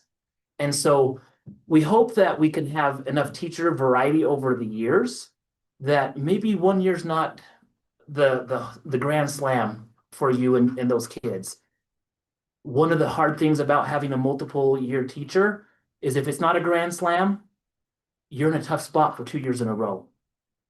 And this is one way for me to remove that from any kid in the West Jefferson School District, not just an individual school. And so that's kind of where I'm at with that. You just have to trust. And I guess if people choose to homeschool based off of what's offered, there's not much more we can do. Like we're not, I get that. And I respect that if that's what they do. The message I just received from this, I love all of you dearly, but the message I just received is that if I'm a parent, my perspective is incorrect because I'm not in there every single day. Okay, so that's not fair. That just because I'm not there every single day means that I'm not catching all the benefits of the class, because that, I've spent a lot of time down there volunteering and being in the classroom because I don't want to have personal biases. So that's not fair. I wasn't meaning anything directed I towards understand you. everybody has strengths and gifts and talents, but when I'm sending my kids there for 8 hours a day, okay, never mind. Can I just speak for a minute? I've been in the school a lot. I do a lot of subject. I do cook, I clean. And I see the teacher's perspective of it a lot. I see the parents. I love the kids, trust me. That's the only reason why I love subject is because, you know, when them kids give you a hug and they say, hey, I'm happy to see you. But as a teacher's point of view or as a sub's point of view, the split classes are really hard on a teacher. And they've got a really hard curriculum this year and it's changed. So this year the teachers are kind of have to learn something way new than what they've taught before. I don't know if you guys know this, but it's before I could look in their little teacher book and go, that's how they got the answer. I can't look in that little teacher book and go, what were these people asking? You know, how do I do this? So those Hamer kids that are in first and second and third and fourth, the teacher's got to teach second and third, or this and this, you know, first and second. So they kind of combine, and those little first graders are learning second grades. And she's teaching math. And in third grade, they're learning fourth grade math. Believe it or not. I mean, you have to be there, but they're learning that.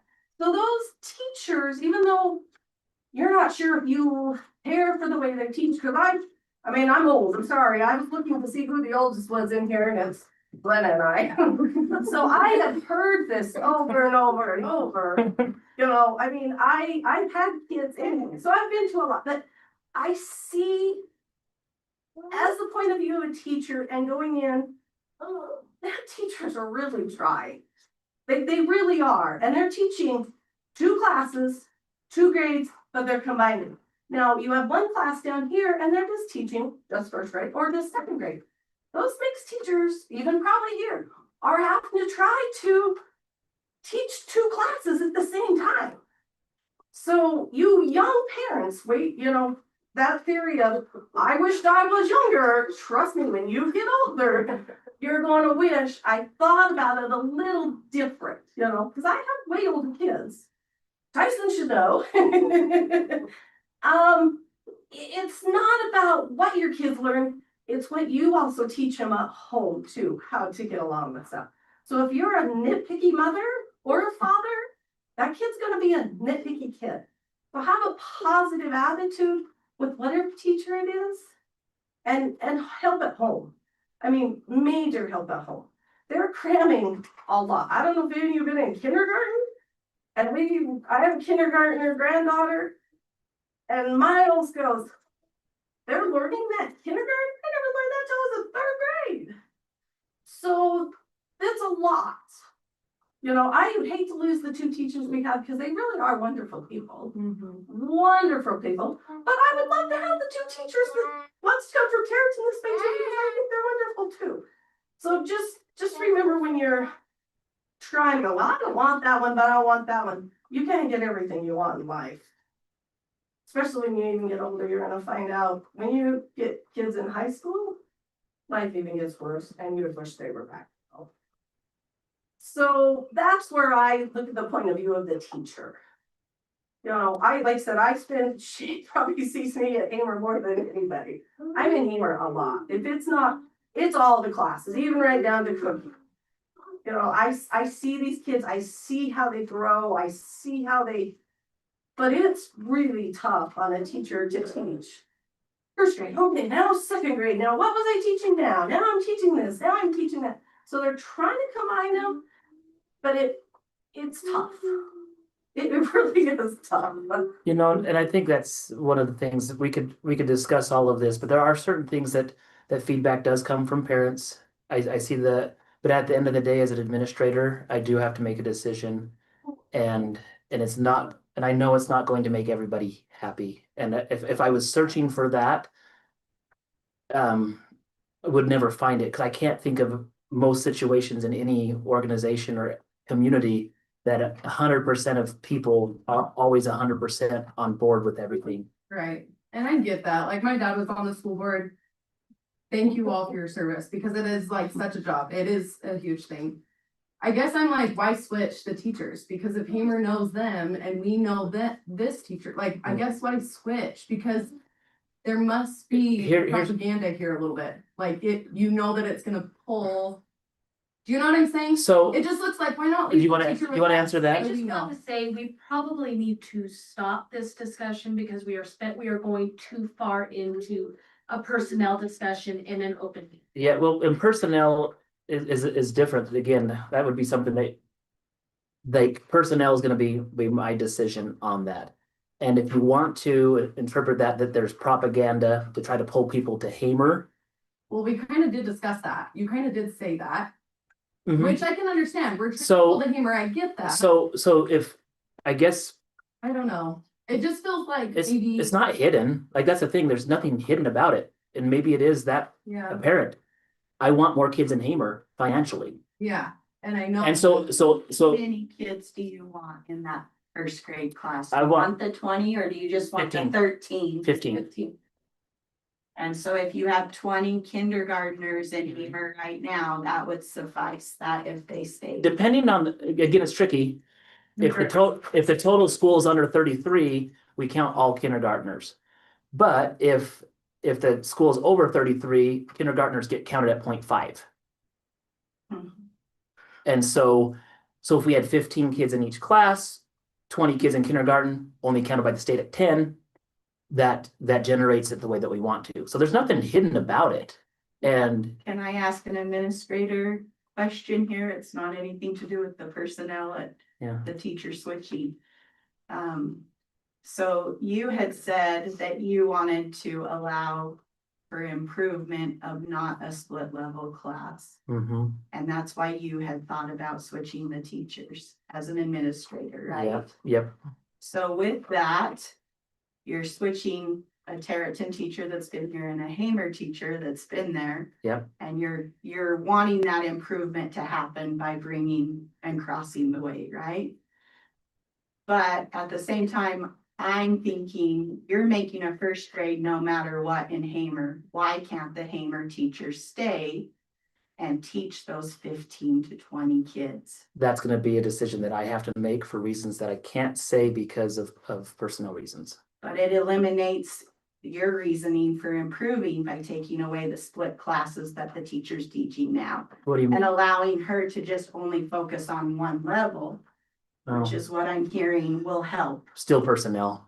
It's still a personnel issue that you're asking. But you're willing to experiment on a larger scale of students with that personnel issue. Like, you know, It open, is something to consider, It even is, though it he is. doesn't have the answer. I know. You should consider but larger student population is being affected by the experiment of this teacher may improve. but what you're asking, and I guess you're just questioning my judgment. Yeah. Yeah, is really what's happening. And People. which is okay, but for me to answer that, I have to get into specific details about these individuals. Yeah. Which makes it emotional, Mr. Williams, because these are our kids. And we're sending them for 8 hours a day to someone you're experimenting with. But in all of our administrators' opinions, these aren't bad teachers. No, And and I'm not so- saying they're bad people. But it's not an experiment. From one of you in Territon are more familiar with teachers from here. We are. So they might be. And we would, if there's a larger student population, there needs to be a stronger teacher to handle more students. If the majority of those 40 kids that are coming from kindergarten are going to first grade, and the bigger section of them is in Territon in one classroom now instead of two, they should have a strong teacher. Hamer needs a strong teacher too. Let's see if she can be stronger than what everybody likes as a split level teacher, but So- let's see if so we can Lisa- handle being a solid one classroom You- teacher now. Like, this is something we'll have to discuss with you outside of that. That's fine. I just wanted to bring it to everyone's attention that this is the concern. You had said the main thing was you were looking for improvement I don't- for that teacher. So I'm balancing there's a lot of different things. I have to balance the financial. I have to balance the educational. And I also have to balance individual teachers on their professional growth. And so there are different types of things that we can help with professional growth. When teachers have a new, fresh look, we don't see that here, but it was common in other districts where teachers transfer from one elementary to another. Principals transfer from one building to another. It's more common in a bigger district. Sometimes we don't here because there's nowhere really else to go. So the first time Mr. Williams moved some people around, whether it is to have a fresh look, whether it is to give a teacher a new environment to grow professionally, there's a lot of different viewpoints that you could look at this on why I made that decision. But ultimately, there's decisions that we make. You can think that they're done for whatever reason. That doesn't matter. There's things that we have to make decisions that are personnel. You know this as a teacher. I do, yeah. Like you were a teacher before, and if you were considered to move or have help or different, like you might have some people that liked it and some didn't. You might not. And so at the end of the day, administration has the right. That is their job. It's their job description. And everything that we're doing is in line with what we are hired to do. And so I can't get into the specifics, and I think maybe you guys won't be satisfied until you hear the specifics. But even in a private meeting outside of this, I still can't share all of the details about someone's evaluations and where they're at. And so you might be frustrated forever on that because we just can't cross that professionally. Well, speaking from a teacher perspective, yes, it's a first grade classroom, but there are so many different levels in that first grade classroom, whether it's split between first and second or not. So the idea of one teacher in Tarleton teaching the bigger population, now it's the same thing. She's spread thin with more students. I just want you to consider that idea when you're making your decision, please. Thank you. Thank you. And that's my report for now. I just want to say real quick, this is my 10th year as a board member. And when I first started, some of you will remember that there were a lot of hard conversations regarding Hamer. And a big part of it was our former superintendent was not familiar with numbers and budgeting and FTEs and how this all worked. And he wasn't willing to put in the time to learn. And so when we had a classroom at Hamer and a teacher had one student, I was really frustrated. And that's when I had hard feelings about Hamer and thought, financially, we're stewards of taxpayer money and we are not being responsible. And now things have evolved so much, and I just appreciate Mr. Williams being able to be familiar with how the funding works and want the best for our district and to get in there and say, how can Hamer benefit us? And that's what he has done. He's thinking out of the box. He's trying to find the best solution for everyone in the district. And I just appreciate that. Hamer now makes sense and it's making our district better. And so they're going to be hard decisions. And I hope that we can just come together and be supportive of our school district. And Janice, I hope you know that it's like nothing, all these conversations, it's not personal, obviously, like, I love Shane, obviously, he's family to me, and I know she feels the same way, like, it's not personal, you know? Yeah. I think we're just voicing concerns because our children are there, and it feels heavy, yeah. Yes. And when your kids are involved, it is personal. Yeah, it is, yeah. And just to add to that, I do weigh all of those things. And I guess this has been after becoming superintendent, some of the complaints that get lodged to my board members over the years is that Shane doesn't listen. And so why waste your time talking to Shane because he doesn't listen?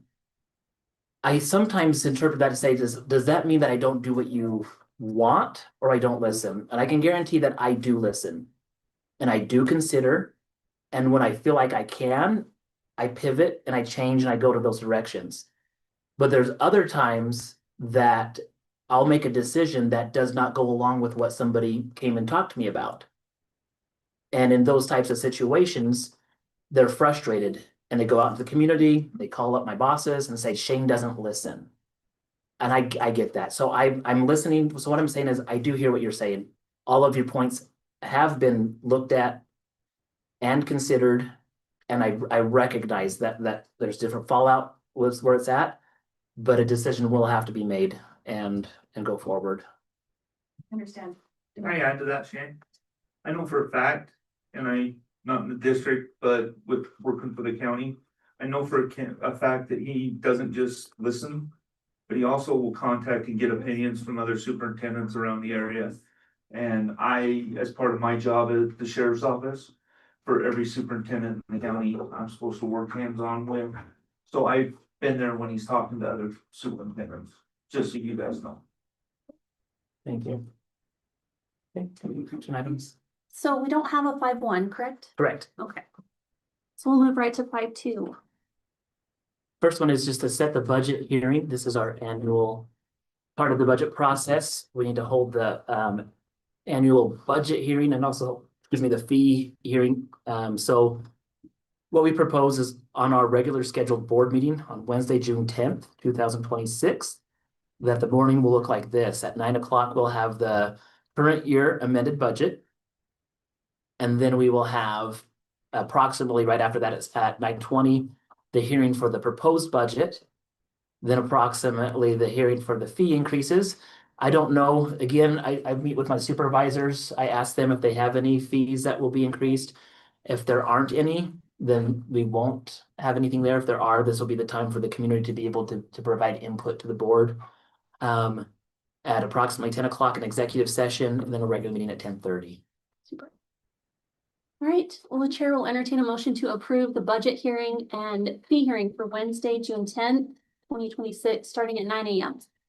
Madam Chair, I submit. Is there a second? Second. Those in favor? Aye. Any opposed? Motion passes. That'll be exciting stuff. Next Okay. one.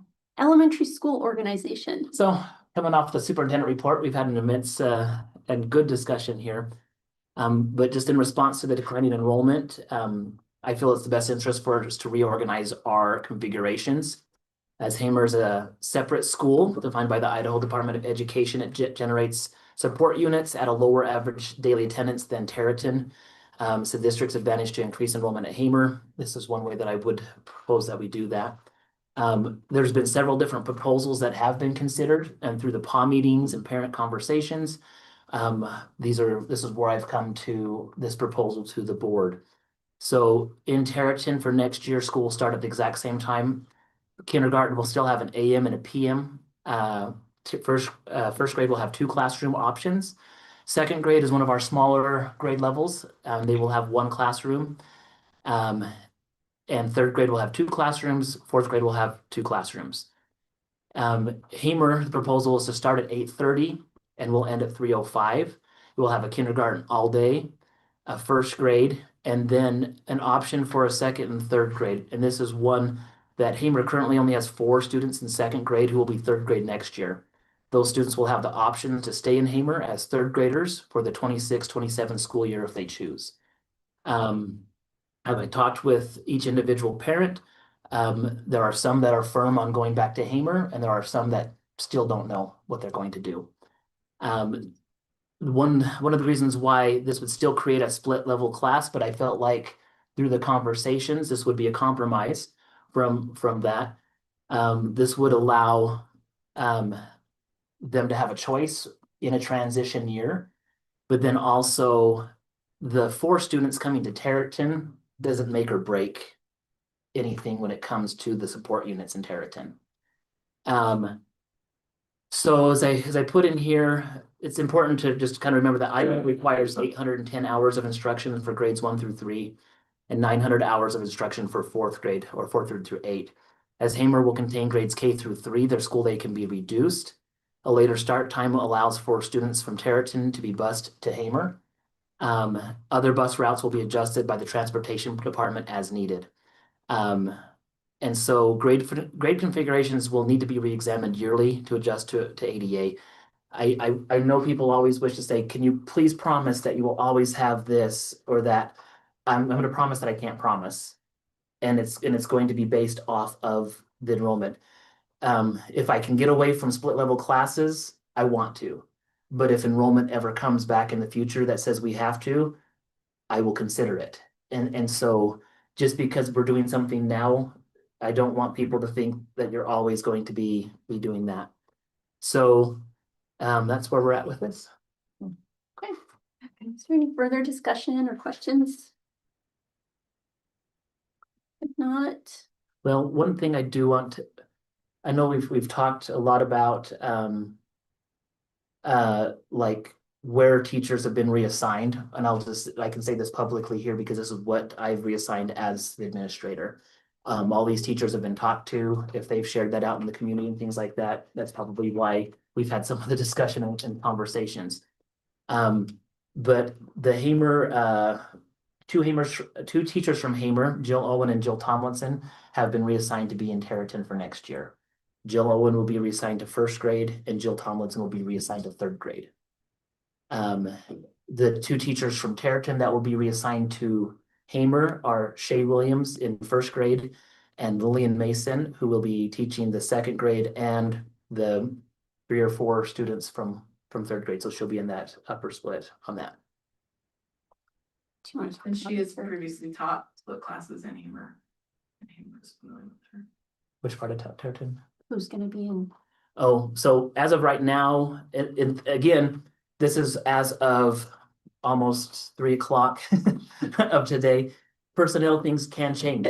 And just because it's being announced right now, doesn't mean that, like, you're not voting on the teacher moves. You're voting on the class configurations. That was just for your information as part of this. The school board votes on the configurations of which classes we're offering where, and it's the administrator's job and role to place them and the teachers in the places that we feel is the best for the district. And so in Tarleton, you would have the same teachers. We're not moving anybody else, except that in the 4th grade, Emily Allen will be teaching 4th grade with Sherry Murdoch as that 4th grade option.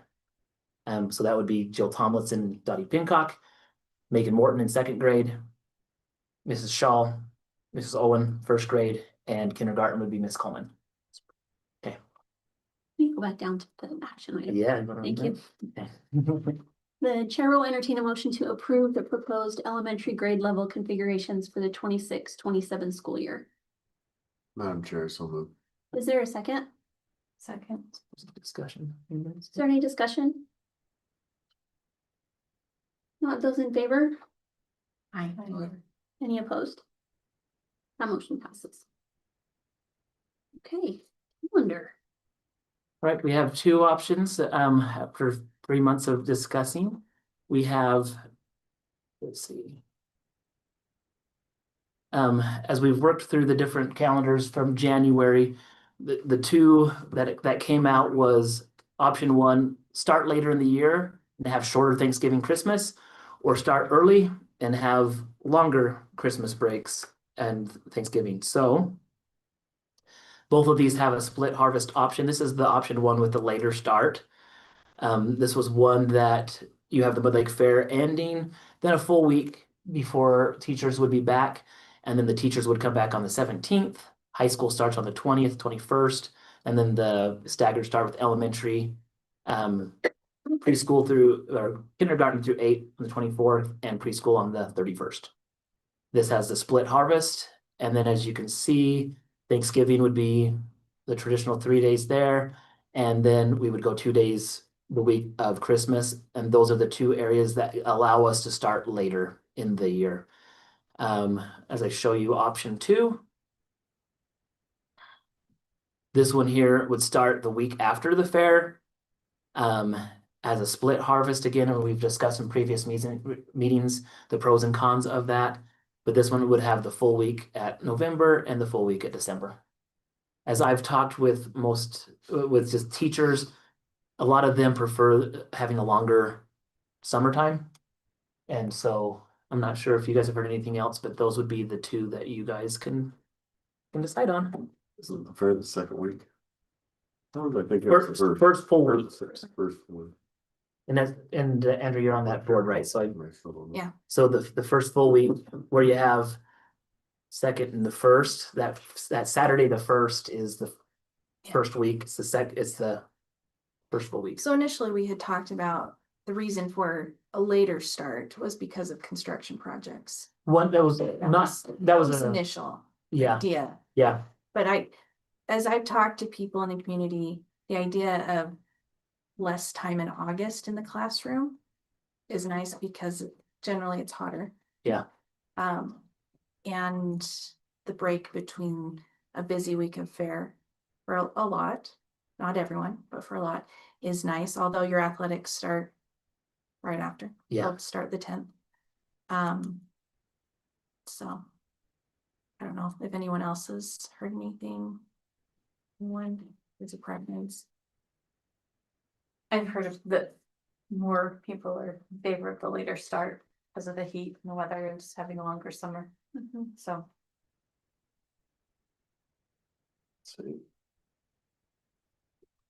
Do you think academics are affected by 4 weeks instead of 5 weeks before a 2-week break? I think that a 2-week harvest break impacts it no matter what. And so that's one of the trade-offs that we have in our community, where the community wants a 2-week harvest break. I have to compromise, because if it was just my choice, we wouldn't have 2 weeks. We'd probably just have a 1-week harvest break, because that would be better academically. And so, but that again is one of those balances where our largest taxpayer revenue comes from our landowners and our farmers. And to be able to show them appreciation for that as part of this, that's the balance. And so I don't think a 4 to 5 week makes Academically, I would rather have students, the shorter time be before the break. Because of the greater consistent learning time after harvest break. Because teachers talk about starting over after harvest break. So I'd rather have a shorter amount of time before than the more weeks. That's helpful. Before. Just a reminder, because I think we're gonna get a lot of questions on the split harvest. Will you just talk about the compromise between the different areas of why we? So that was a discussion, Did and that. like we looked at whether we start harvest on the 21st and have 2 full weeks. What we found is it's where it's difficult when you have the different geographical regions of the district. Hamer soil is a lot more sandy, and sometimes a variety of spuds. They tend to start harvest earlier, whereas the Mud Lake, Terraton areas, the soil's thicker, a lot more clay content in it. They usually can go later. And again, it's always a guess on this. We also discussed saying, well, if we're only coming for 2 days, is that going to impact our attendance? We went back, we did have a split harvest my second year as superintendent, and the historical attendance records indicate that it wasn't a dramatic drop. And so from the school district side for funding for attendance, it was a wash for us. We felt like this is just a compromise. And so we're never going to be able to have a harvest that aligns where 100% of the people want. This is kind of like the topic for everything that we decide today. So we went with this compromise. Thank you. Okay. So that would, the later one that everybody was talking about was option 1. Okay. Is there any other discussion, comments? Not, the chair will entertain a motion to adopt 26-27 school calendar of draft option number 1. Madam Chair, so moved. Is there a second? Second. Those in favor? Aye. Any opposed? The motion passes. Thank you. Teacher negotiations. Just cruising. We, the legislative session is over, but we have not had a chance to have all of our numbers and everything come in from the state on the exact, salaries and things that we can offer to our teachers for next year. But this does have to be approved by the board. Instead of waiting until the next regular board meeting, I would just, propose to the board that we have permission to enter into negotiations with the educators of West Jefferson 253. And I alluded that earlier when we talked about the RIF. We will only talk about salary benefits and the master agreement. With that. Any questions, comments? As the new guy. Oh, gal. Okay, who is involved in that negotiation? So each, there, I've seen and heard in our discussions with superintendents, each district is different. The way that we've done it in our district is I have been assigned to meet with the president of the educators. And so Mrs. DeGraw, myself, we meet just with them. It is an open meeting too. We open the door if people want to come to that. Other educators can come in and watch our discussions. We have a great relationship with our West Jefferson Teachers Association. You hear a lot of horror stories, I guess, when you use word union and things like that. Our teachers are not union minded in the way that sometimes the politicians come out and try to like say teachers unions are, we're not Chicago, we're not New York, we're not California. And a lot of our teachers, I don't think any of our teachers are actually, to my knowledge, are part of the Idaho actual union. And so because of that, it's been a really well working relationship. We sit down and we say, this is what the state offers it. This is what your salaries are going to be. This is what the insurance costs are going to be. And do you have anything in the master agreement that you want to change? And usually it takes us 20 minutes. Then Mr. Hall will go back and he'll have a meeting with the teachers and he'll say, this is what's proposed. They make a vote there with their group. Then he comes back and says, we accept or we don't accept, or these are the things that we would like to see changed. And then if things want to get changed, then we visit about that. And then we go back and forth. And so if there are things like that are outside the scope of this or legal or anything like that, then we bring our lawyer into the discussions and things like that. So that's how we do it here. Other districts have like school board members that go and do that. We have in the past, I've done it in the past, but And it's just such a so speak- non-issue. So speak, what would you like to see continue? Because I would, if the board would like to say, let's kick Mr. Williams out of this and you guys take it, I'd be happy to give it to you, but I think it works really well. I Right. do too, like why mess what's working? Yeah, I think we have a great relationship and I don't see any reason to change it unless someone's feeling really motivated, but you can go to the meeting anany. You're welcome to come if you want to. If you want to, as a new one to want to learn, we'll just call you up, and as long as we don't have, I believe you have to be a committee. There's a committee thing with board members that we have to be aware of. But as a, There are some qualifications that we have to follow Yeah, when we put a board member on a committee. but as a patron, she could just attend You a can meeting. show up as patron. But that's just one of the things that simplifies the board members' lives is to avoid being on the committee.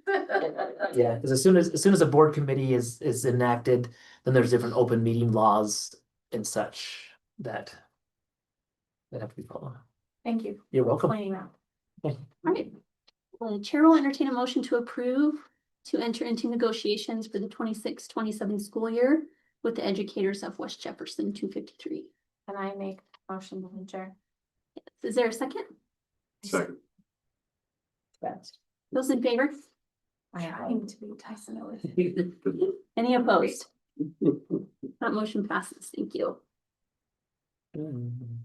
Out-of-state travel requests. We have two. Yep, so two of those on there. Girls softball is going to Malad tournament, but like we've done where Malad is closer to Utah in lodging instead of going all the way back to Pocatello. Just as per board policy, anytime we have students going out of the state, it just needs to be approved by the board. And so we can see that the girl players, coaches and players will be staying at an Airbnb. The male coach and male bus driver will stay at a hotel. That is one thing that moving forward, we just want to make sure that I want people to know that sometimes our sports groups do go to an Airbnb, but we are making the differentiation. If you have a male coach that's on a female team, those coaches will be at a different location. And that's just for obvious safety reasons on that. Appreciate that. The second one is a senior trip. We'll see how much senioritis comes after the senior presentations next week. And they'll be going to Lagoon on the 26th. Any board members wanting to go? Chaperone? Following the board members should not be part of committees. That's not a committee. Great. Any discussion? Not, the chair will entertain a motion to approve the out-of-state travel requests. Madam Chair, I so moved. Is there a second? Second. Those in favor? Aye. Any opposed? That motion passes. And we have one policy for a second reading. Yes, I know, like when you hear employee firearm authorization, holy cow, people might freak out, but we have one of the best partnerships that a lot of districts wish they had. And so this policy was written in conjunction with Jefferson County Sheriff's Office. It's been reviewed thoroughly by our legal team, and as this is written, it's important to know that one of the reasons why this policy is necessary now is partly with the change from our insurance company moving away from the company that the county has. In years past, it was the same insurance company. And now they're on different companies, so it's important for us to have a policy in place. Everything that was written on here, anybody to be authorized to carry a firearm at West Jefferson must be a deputy reserve with the Jefferson County Sheriff's Department. That is something that I am currently a deputy reserve. And we have other employees who are in that process, our employee who's in the process of becoming a deputy reserve. And this just outlines the procedures and the qualifications and the training that are required for us to maintain that. I don't know. Any other thoughts or things that came up in this discussion? I just want to make sure that. Just there on the first page, it says authorization must be reviewed annually. I would like us to have a set date, like if we're gonna do that every. Can we do that? January 1 January and or- December during our superintendent evaluation? Let's do that. Can I suggest that maybe we do it before the school year starts? Because that's when the students come, that's when so we have our safety plan and the people approved right at the beginning. So that would be the July meeting then.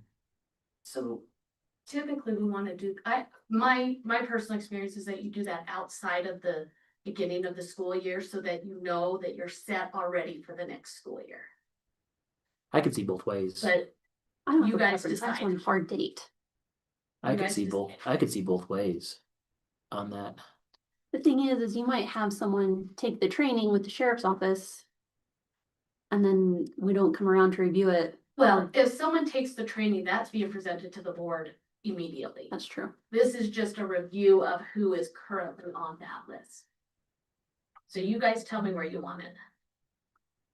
Training with us usually starts the end of January, 1st of February. Okay. So we would be hitting it then. Start Put it in December, then we're ready for whoever else they want to add. So if we did, But when is the training finish? If it starts in January, when does it finish?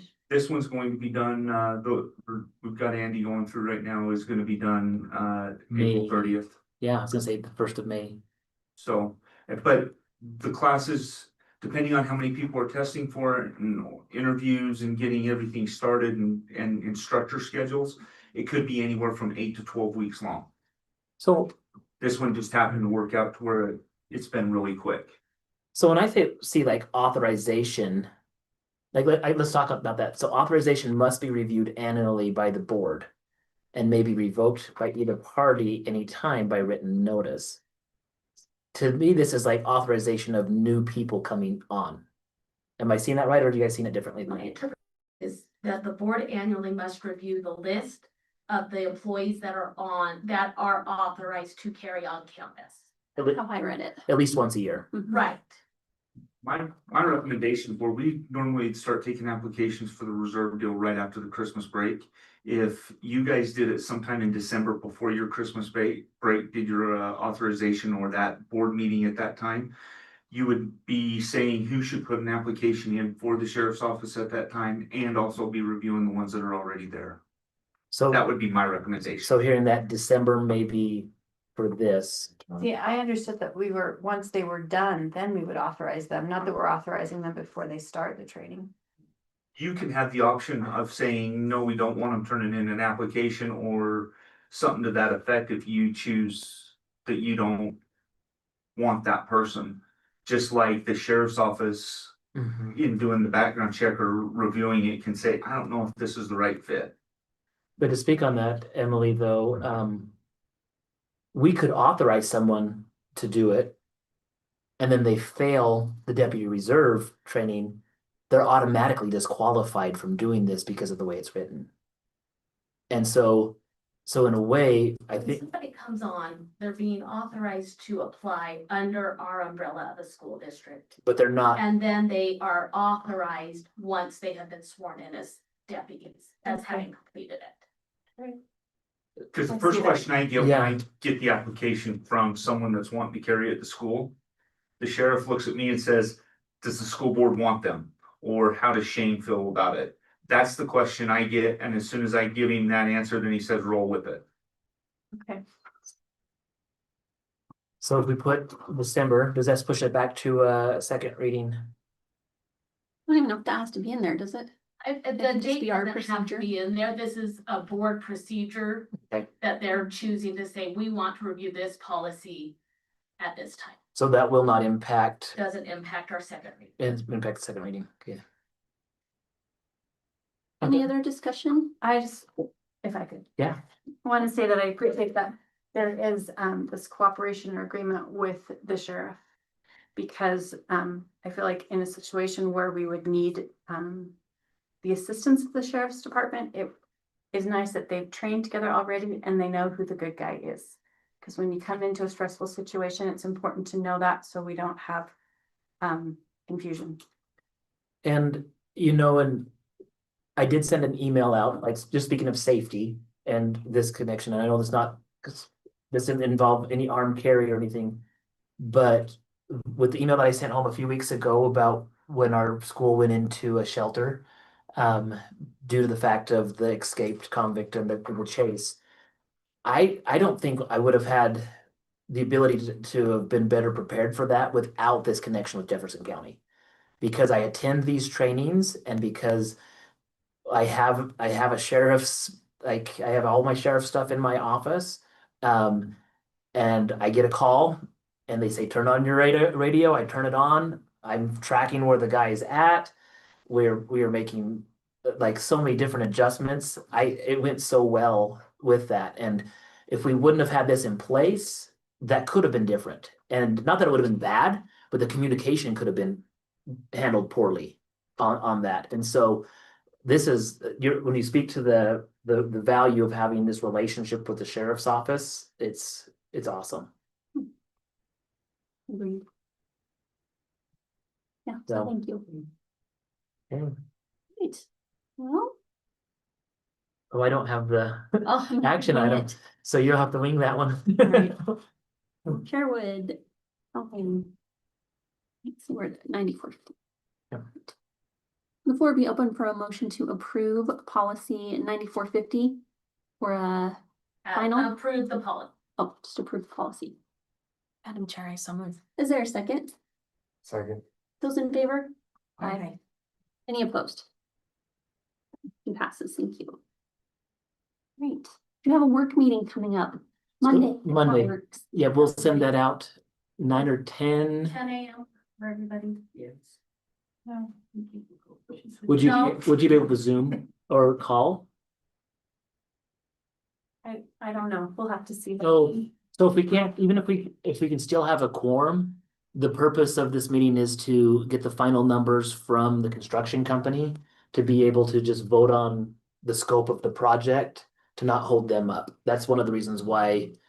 Is there a better time that day or? No, I'm That's just available that week. bad day, okay. Well, if that's the case, will we have a quorum in place?